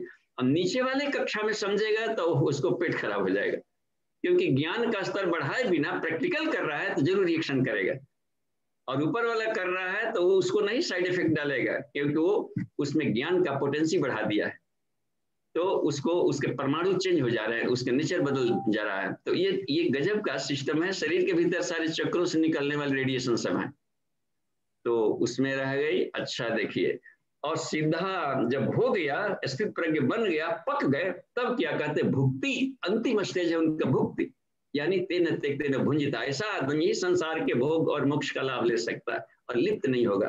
तो वो इसीलिए, और अगले सूत्र में देखिए ईशावास्योपनिषद का, कि कुर्वन्नेवः कर्माणि जिजीविषेत् शतकों समा, 100 वर्ष तक, यानी पूर्ण आयु तक, होल लाइफ तक क्या करो, कर्म करते हुए जीने की इच्छा करो। अकर्मण्यता का तो उसमें सजा मिलेगी, अकर्मण्यता होंगे, मान ली काम धाम ना करेंगे तो पहली सजा आलस आ करके और जोड़ों जोड़ों में जंग पैदा करेगा पहले तक, और जंग पैदा करेगा तो गठिया सटिया सब आ जाएगा, कोई खाना नहीं दे, काम धाम नहीं करता, मैं छोड़ो उसको 2 दिन दे दिया था, सब तरफ से उसका पुरस्कार मिलना शुरू हो जाएगा, कैसे नहीं करेंगे।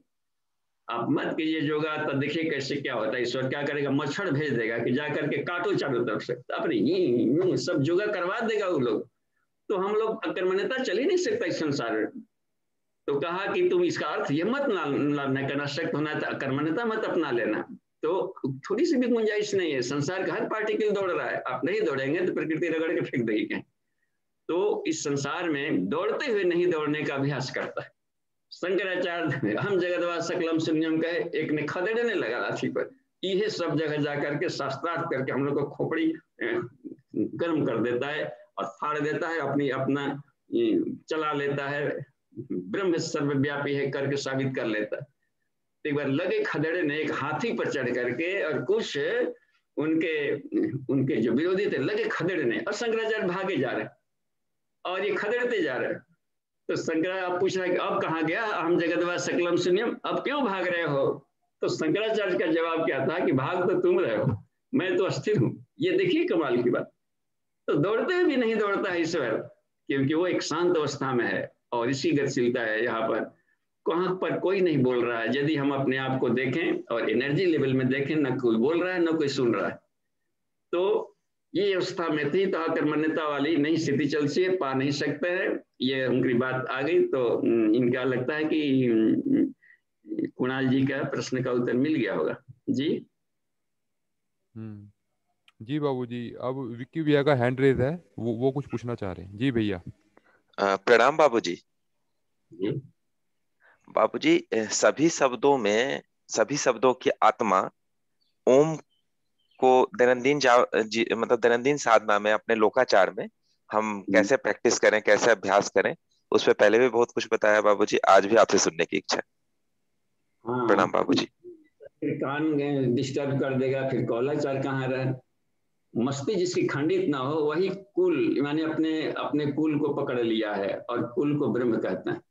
ब्रह्म के कुल से हम लोग आए हैं, सब हम लोग ब्रह्मांशी है। अहम ब्रह्मांशो अस्मि, और कितना तो हम ब्रह्मास्मि कह देते।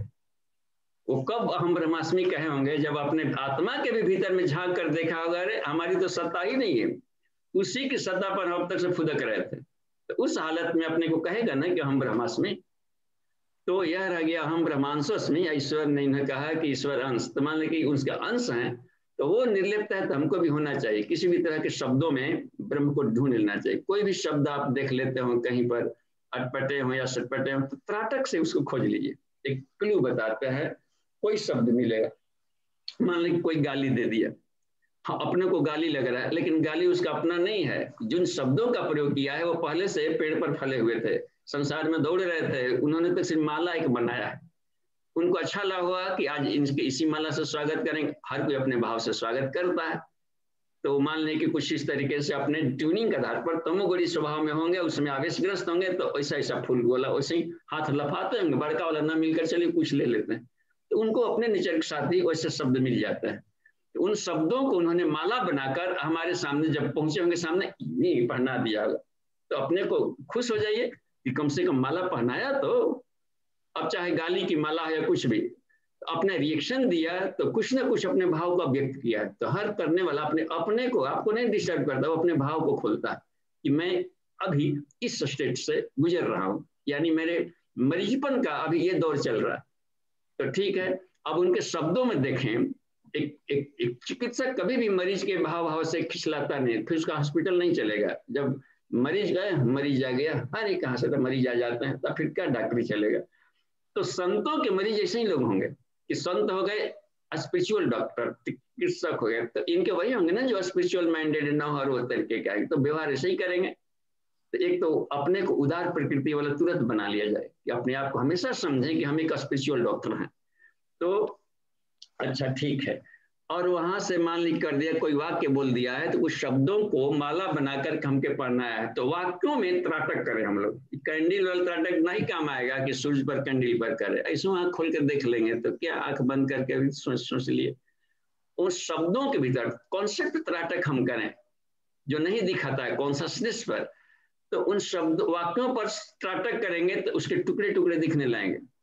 वाक्य किसे कहते हैं? शब्दों के मेल को वाक्य कहते हैं। कुछ शब्दों को इकट्ठा करके माला पहनाया होगा, और उसके शब्द अपने नहीं है, पहले से डिक्शनरी में दौड़ रहे थे, जन्म लिया था तो पहले उस देखिए सारी इन शब्दों के यहाँ से सीख लिया है, अपने डिक्शनरी में कुछ कलेक्ट किया है।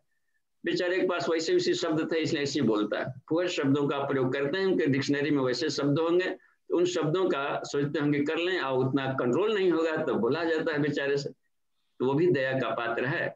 अब कोई फुट आउट कर रहा है, सीटी बजा दिया, तो इसका मतलब है वो किसी ने अपने प्रसन्नता को, अपने अभिव्यक्ति को व्यक्त करने का दूसरा तरीका नहीं जानता है, तो इसे ही कर दिया।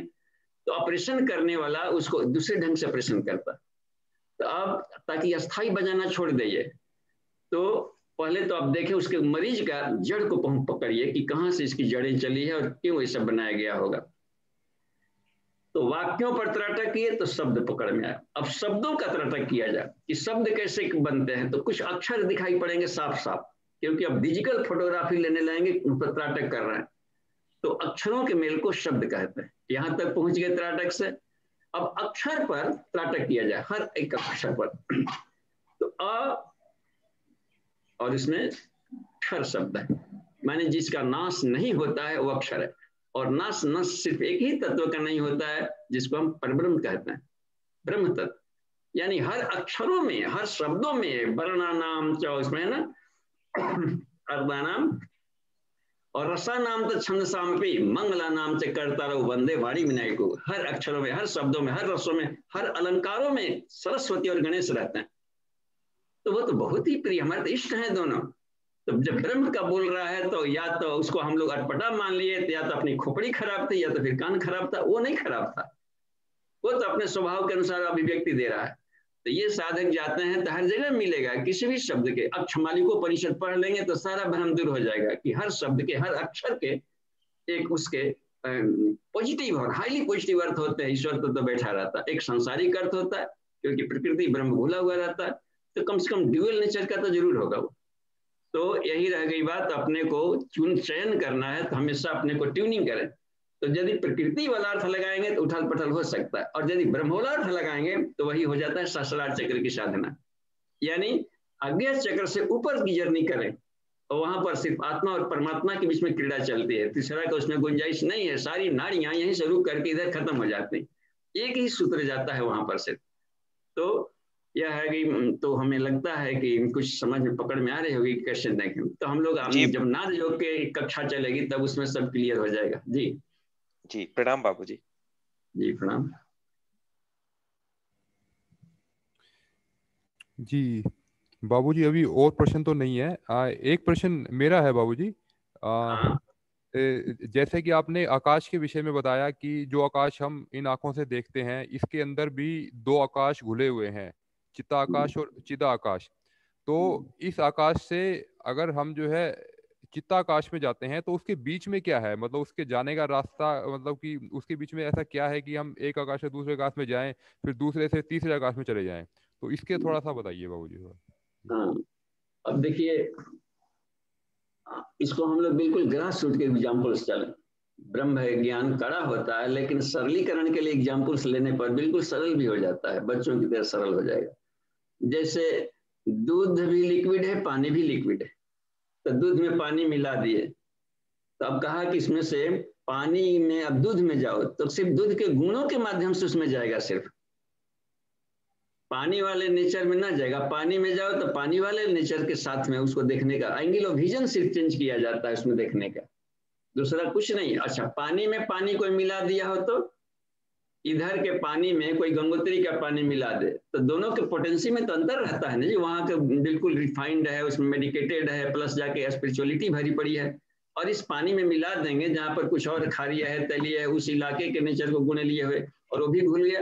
क्योंकि एक इस अवस्था में उसको नहीं पहचानेंगे। लाल कपड़ा पहन करके साधु लोग भी चल रहे हैं, बुलबम बोलते जाए, उसी में वो अपराधी भी लाल कपड़ा पहन के जा रहा है, तो केवल कपड़ा के माध्यम से नहीं अंतर कर पाएंगे।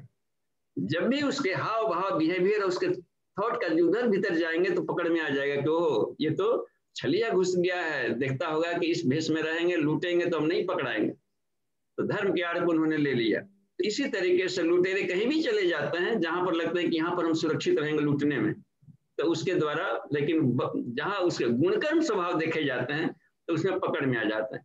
अब देखिए इस आकाश तत्व को, ये आकाश तत्व हो गया जिसमें कि ये जो ये भरा हुआ है, एक मैटर इसमें भी भरा हुआ है, इथर जिसको कह दिया है वैज्ञानिकों ने, और प्राण तत्व कह दिया जाता है आध्यात्मिक लोगों ने। इसमें एक प्राण तत्व घुला हुआ है, इथर सिथरिक बॉडी और प्राण तत्व। और एक ऐसा प्राण तत्व जो शून्य में भी रहता है, बस हर जगह प्राण तत्व रहता है। इसलिए आदमी को जिंदा रहने के लिए प्राण चाहिए, ऑक्सीजन नहीं, प्राण चाहिए। तो अभी हम लोग चूंकि उस प्राण से अपने को नहीं एब्जॉर्ब कर पाते हैं, तो ऑक्सीजन पर आश्रित हैं। इसके वाला प्राण को आसानी से फिल्टर कर लेते हैं, और पौधे हैं वो कार्बन डाइऑक्साइड वाले प्राण को आसानी से एब्जॉर्ब कर लेते हैं। तो अपनी अपनी तो कैपेसिटी हुई, क्षमता हुई, शरीर की बनावट हुई, लेकिन प्राण हर जगह व्याप्त रहता है, हर जगह ओमनी प्रेजेंट है। नहीं तो नाक में ऑक्सीजन सिलेंडर लगाए हुए कोई नहीं मरेगा सिर्फ। तो इसका मतलब ये होता है कि इसको जिंदा रहने के लिए कोई अलग वैरायटी का प्राण चाहिए था। तो वो प्राण तत्व हर जगह घुला रहता है। तो यही कहते हैं कि इस आकाश तत्व में जो है, इसको इन्होंने ईथर कह दिया, ठीक है, इसमें एक खास लिख बढ़ा है। लेकिन जो विचार निकाल रहा है, आकाश तत्व का इस्तेमाल कर रहा है, तो कोई चिंतन वाला भी एक होगा इसमें, और चिंतन नहीं दिख रहा है तो, और चिंतन हर जगह है, तो उससे भी डाइल्यूट कोई आकाश जरूर होगा, स्पेस। उस स्पेस में यह गुण होता है कि विचारों का प्रोजेक्शन निकलता है, इन परमाणुओं में गति देता है। ईथर परमाणुओं में भी गति देता है। शरीर के में जितने भी ईथर परमाणु हैं, यदि आप गायत्री महामंत्र 1 घंटा में 1000 की स्पीड से, मान ऐसे इस स्पीड से बोले कि 1 घंटा में 1000 हो जाए, या फिर 5 मिनट में 100 टाइम्स हो जाए, तो 3 सेकंड में एक बार पढ़ रहा है, तो 3 सेकंड में एक बार प्रसन्न मन से तन्मय होकर के एकदम शांत अंतःकरण से उच्चारण करते हैं, और इसको हार्मोनिकली 5 मिनट, 10 मिनट, 15 मिनट कर लें, तो शरीर में से एक गजब की अल्फा स्टेट आ जाता है। समष्टि चेतना से जुड़ने वाली तरंगे दौड़ने लगती है। इसका मतलब है ऐसा क्यों आता है, तो बताया है कुछ गुरुदेव ने सूर्योपस्थान में, गायत्री का सूर्योपस्थान पुस्तक में बताया उन्होंने कि 34 अरब कंपन पैदा होने लगते हैं, यानी C² के बराबर पहुंच जाता है। तो उस हालत में ये अपना इलेक्ट्रॉनिक हो जाए समष्टि ज्ञान, और अपना दिमाग से औरा से अल्फा स्टेट के वेव्स निकलने लगता है। उसका जो होता है फ्रीक्वेंसी 8 से 13 साइकिल होता है, और पृथ्वी के चारों तरफ दौड़ने वाली जो चुंबकीय धाराएं हैं, इनका भी वही है, 8 से 13 साइकिल। तो व्यष्टि मन समष्टि मन से तालबद्ध हो जाता है। इस ऐसी ही अवस्था में रिसर्चेज किए जाते हैं। तो यह रह गई बात कि तरंग उत्पन्न करने के, यानी विचारों के द्वारा मंत्र विचार हुआ, उसमें अपनी भावनाएं विचार गई थी, वो क्या किया, ईथर परमाणुओं को कंपन करा दिया। इसका मतलब है कि इस आकाश में ईथर परमाणु है, ये सॉलिड है, ये तो निर्जीव चीज हो गया। इसको हैंडल करने के लिए कोई विचारों का निकालने वाला स्पेस है, उसी स्पेस को मन कह देते हैं, जो सर्वव्यापी है और इस जगह। तो इस मन में चिंतन निकलता है, चेतना काम करती है इच्छानुसार निकालने को, तो इसको चित्त आकाश बोल देते हैं। स्पेस इसलिए बोलेंगे कि जहां जहां तक आकाश है वहां वहां ही घुला हुआ है। इसी में भी तो मन बुद्धि चित्त अहंकार से जो अंतःकरण बनता है, जो दिखाई नहीं पड़ता है, इसलिए वो आकाश है और हर जगह घुला है, तो उसको चित्ताकाश, तत्त संयुक्त आकाश बोलेंगे उसको, चित्ताकाश। हर जीव अपने ढंग के भाव विचार कर रहा है, जितना आदमी चल रहा है, टहल रहा है रोड पर, उसका अलग अलग ब्रह्मांड है, सब अपना खोपड़ी में एक ब्रह्मांड टांग करके चल रहा है। उनके सभी के एक चित्ता आकाश है, और आकाश ही आकाश है, इसमें सब भूले हुए हैं, और फिर भी एक दूसरे से टकराते नहीं है। उनकी फ्रीक्वेंसी अलग अलग है ना, अलग अलग स्वभाव गुण कर्म है, अनंत जन्मों का अलग फ्रीक्वेंसी बन गया है, अलग चैनल लेकर के सब घूम रहे हैं। तो इस तरीके से ये चित्ताकाश कहलाता है। और इन आकाशों में चूंकि आत्मा है हर जगह, उसके भीतर परमात्मा बैठा हुआ है, तो उसका भी एक चिंतन चलता है, बिल्कुल शांत पवित्र आनंदमय, उसको चिदाकाश बोलते हैं। तो हलंत वाला सचित आनंद वाला चिद है, तो चित्त प्लस आकाश चिदाकाश हो जाएगा। ये तत्व संयुक्त वाला है, जिसमें जीव को हम अपने भाव विचार निकाल सकते हैं, और तरह तरह के अपने निकालते रहते हैं। तो इस तरीके से हम देखते हैं कि आप मेडिटेशन में जब जाएंगे तो कोशिश किया जाता है कि इसकी मूल सत्ता क्या है, यानी तरंगों के भीतर में एक और भी शांत अवस्था है, हर एक चक्रों से जाते हुए। तो शांत अवस्था में जब जाते हैं, जब फीलिंग करते हैं, तो वही फीलिंग है। तो प्रवेश द्वार सबसे बढ़िया है सुषुम्ना, वो रास्ता है जाने का, बस एक ही रास्ता है सुषुम्ना, जो कि न्यूट्रल गियर में चलता है हमेशा, बाएं दाएं नहीं चलेगा, भटका हुआ जाएगी, ईड़ा भटका हुआ है, पिंगला भटका हुआ है, मिडिल लाइन में चलता है हमेशा। उसमें यदि अपनी जर्नी होगी तो वही एक सुराग है, जहां कि हम हर एक आकाशों में से गुजर सकते हैं। पृथ्वी का आकाश देख रहे, पृथ्वी में भी आकाश घुला हुआ है, जल के भीतर में भी आकाश है, तभी परमाणु दौड़ रहे हैं, तो वो स्वादिष्ठान में गए। अग्नि के भीतर में भी आकाश है, वायु के भीतर में भी आकाश है, केवल आकाश की यात्रा है। सीधा आकाश को ही सुषुम्ना कहा जाता है। उसमें हम आगे बढ़ते जाते हैं तो आकाश के भीतर आकाश की यात्रा है। सातों आकाश वैसे बोलेंगे, लेकिन मोटे भाव में 3 आकाश कह दिया जाता है, बाहर का आकाश, बाह्य आकाश, चित्ताकाश और चिदाकाश। चिदाकाश आकाश वासम भजे हम, उसमें परब्रह्म की केवल सत्ता है, शांति और आनंद का। तो ये होता है आकाशीय विद्या है, ये पंचकोशी साधना कॉन्शसनेस की विद्या है। कुछ भी नहीं दिखेगा, फिजिकल बॉडी वाला नहीं अन्नमय कोश, इसके भीतर में बायोप्लाज्मिक बॉडी है, इसको लेकर चला जाता है जी, तो कहीं प्रकट हो गया, कहीं गायब हो गया, कहीं निकल गया। वही साबित करता है कि ये कुछ न कुछ एक बॉडी भी लेकर गया होगा, वो भास्प की तरह होगा बॉडी, वेपर्स की तरह होगा, गैस से ऊंची अवस्था है प्लाज्मा। ऐसे भी पार्टिकल्स है, ये बनना है। ये तो फिजिकल बॉडी में एक रचा पचा था, इसलिए इसी को कह दिया जाता है अन्नमय कोश, अन्न रचना भूतवा। ये ठीक है, तो धन्यवाद। जी जी बाबू जी, धन्यवाद। बाबू जी, हाँ जी, एक प्रश्न और आया है चैट में, ये नीलांचल जी का है। ये पूछते हैं कि कर्मों में समत्व और कुशलता को नियमित रखने के लिए किस प्रकार की मन स्थिति का अभ्यास करना चाहिए? निष्काम कर्म का उपदेश किस उपनिषद में दिया गया है? उस उपनिषद का नाम है ईशावास्य उपनिषद, और बड़ा थोड़ा सा चाहिए तो गीता। गीता में पूरा का पूरा गीता में यही बता दिया गया है, निष्काम कर्म ही योग है, बस निष्काम कर्म ही योग है, क्योंकि बाकी सब रोग पैदा करने वाला है। कामना युक्त करेंगे तो रोग पैदा करेगा, और कामना रहित कौन है? ईश्वर है। तो ईश्वर के भाव से करते हो, ईश्वर को समर्पित करते हो, तो वो निरोग होता है। योग क्षेमम वहाम्यहम कह दिया है, हमारा काम समझ कर करो और हमारे लिए करो। हम लोग लड़कों को भी अपने बच्चों को पढ़ाते हैं तो उसके लिए नहीं, अपने लिए पढ़ाते हैं कि पढ़ लिख के बड़ा हो जाएगा, खूब धन कमाएगा, खूब सुख रहेगा, चश्मा कहाँ भुलाएगा बाबू, चश्मों ला देगा, पनियों ला देगा, उंगलियों पकड़ के टहलाएगा, अन्ना किया तो कष्ट, वो नौकरी लगेगी, कहीं और जाएगा, कोई और बड़ा काम करेगा और सेवा करेगा। ऐसा हो गया तो भगवान बुद्ध को पढ़ा रहे थे, पाल रहे थे, बढ़ा के अन्ना किया तो पूरे संसार भर को चल दिया ज्ञान देने। सुखदेव मुनि को भीतर गर्भ में थे और व्यास ऋषि खूब कर रहे थे, हमसे बड़ा व्यास बनेगा, हर जगह व्यास का बेटा व्यास बन गया, खूब कथा सुनाते चलेगा, बहुत हमारा पीढ़ी दर पीढ़ी रहेगी। और वो समझ गया इनकी कामना, तो जन्मे नहीं ले रहे थे। ये कहे कि अरे टाइम हो गया तुम्हारा, बाहर निकलो। क्या कि नहीं निकलेंगे। तो क्यों नहीं निकलेगा? हमारा बेटा नहीं, आपका बेटा नहीं, हम सब जान गए हैं कि यहाँ पर कोई किसी का बेटा नहीं। आप जो कब तक सुना रहे थे ना ब्रह्म ज्ञान, हर कोई आत्माएं कभी जन्म नहीं लेती है, कभी मरती नहीं, मुझे पूरा ब्रह्म ज्ञान हो गया, अब ना निकलेंगे बाहर। तो है कि फिर रिक्वेस्ट किए कि आप आइए, आपके ही अनुसार सब होगा। वो बाहर आए, इसलिए काफी लंबा उनका टाइम लग गया था भीतर ही। और जब बाहर जन्म लेके आ गए तो निकले और चल पड़े, टहलते निकल गए, टहलने लगे। कहा कहाँ जा रहे हो? जा रहे ब्रह्म ज्ञान देने। नहीं दूध तो पी ले। नहीं, दूध पिएंगे तो कहेंगे कि आप हमारा नमक खाए हो, तुम हमारा फिर सेवा करो, ये करो। संसार में चल पड़े ज्ञान देने के लिए।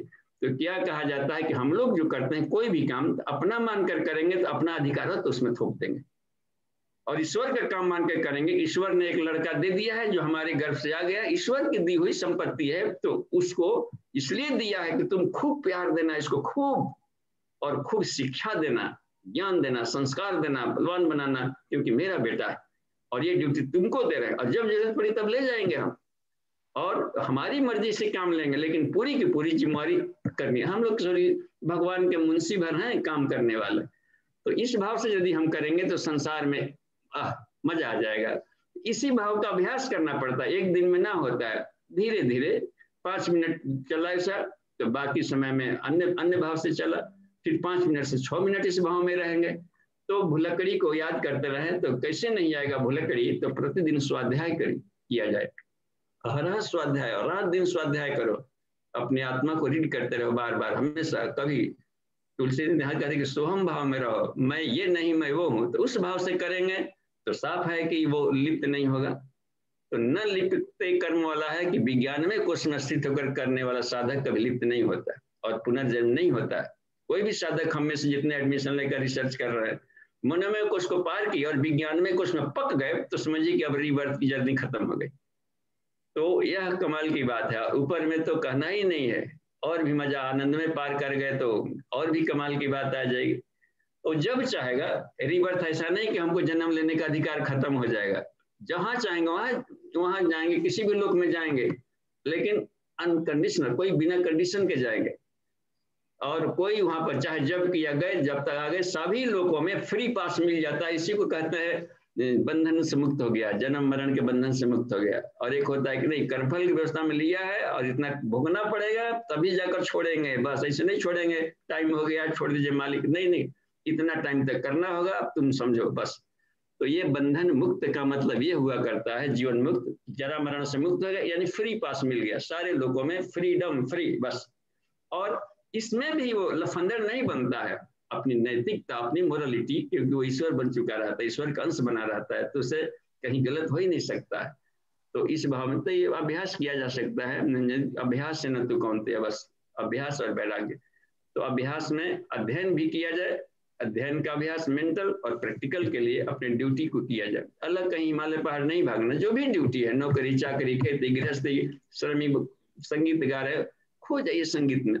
हर संगीत के भीतर में वेदा नाम साम वेदोस में हम खोना नहीं जानते ना, सब में उसमें गा रहे हैं तो संगीत बजा रहे हैं तो सोचेंगे कि सामने वाला देख रहा है कि नहीं देख रहा है, ताली बजाया कि नहीं बजाया, कहियो देते हैं कि जरूर ताली ही हमारा भोजन है, बस बजा तो हम ठीक है। ये क्या, खो जाए, अपना काम है खो जाए।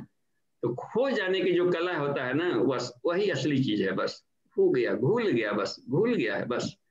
तो उस अवस्था में संगीत में भी पालेगा। फिजिक्स केमिस्ट्री बॉटनी जब खो जाए उसमें, बस तो हर जगह ईश्वर तत्व व्याप्त है। हम खोना सीखें, भूलना सीखें, तदात्म्यता स्थापित करना सीखें, मिल जाएगा जी। धन्यवाद। देखिए तो बाबू जी, 1 मिनट है। बाबू जी, बाबू जी, मैं नीलाचल बोल रहा हूँ।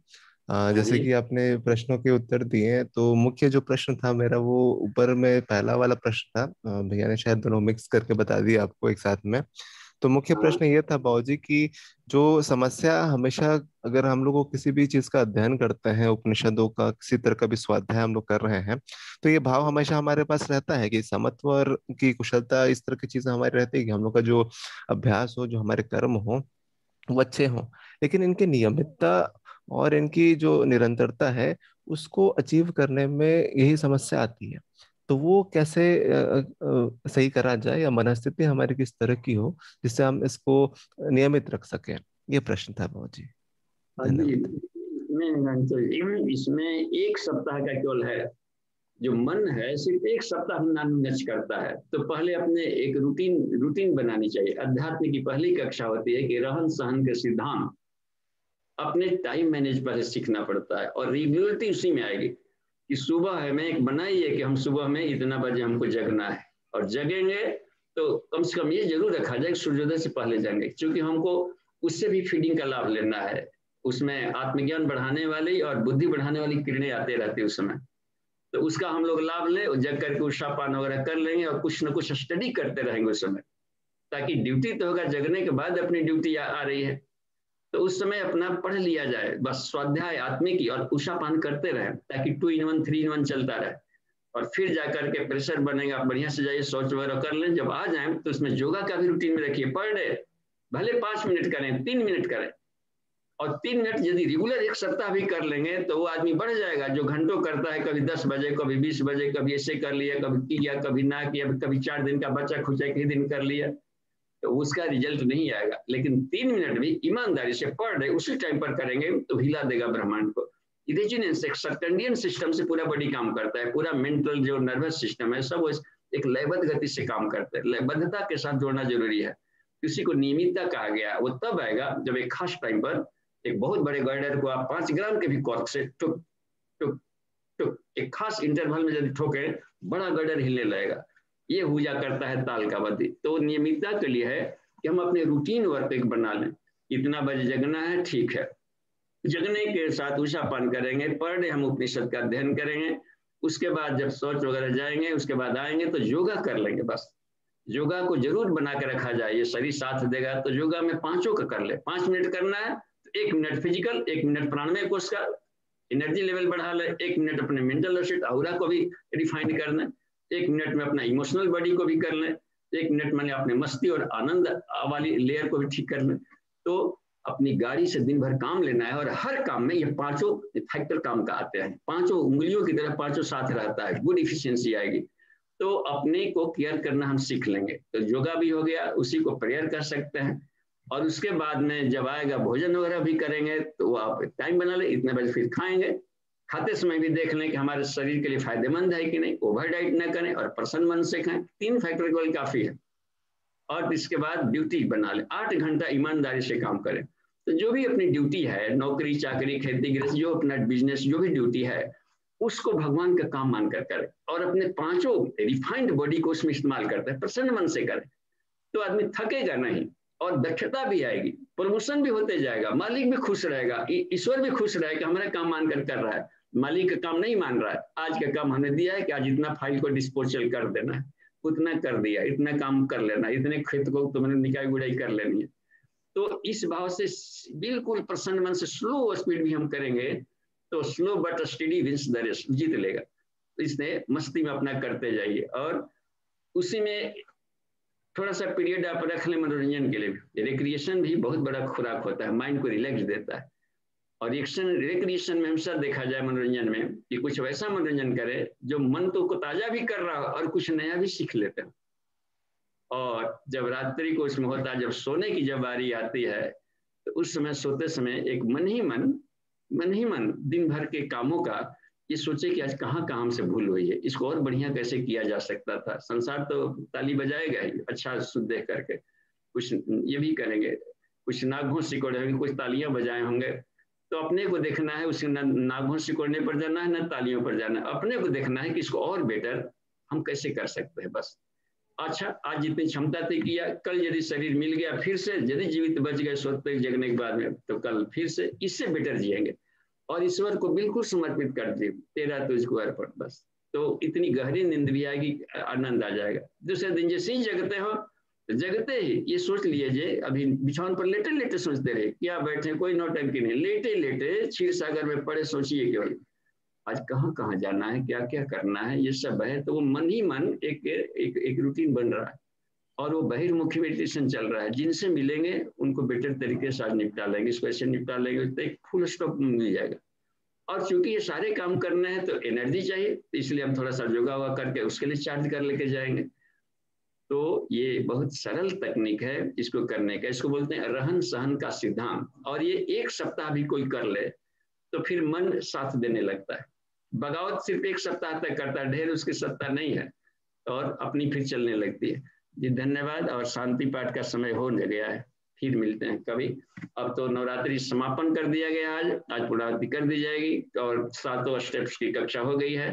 अब रह गया इसका प्रैक्टिकल करना। प्रैक्टिकल में होल लाइफ भी लग सकता है, 5 साल भी लग सकता है, एक दिन भी लग सकता है जो अपने हैं। और अगले अब मिलेंगे हम हर संडे सैटरडे वाले रेगुलर कक्षाओं में हम लोग मिलते रहेंगे। ठीक है, धन्यवाद। शांति पाठ।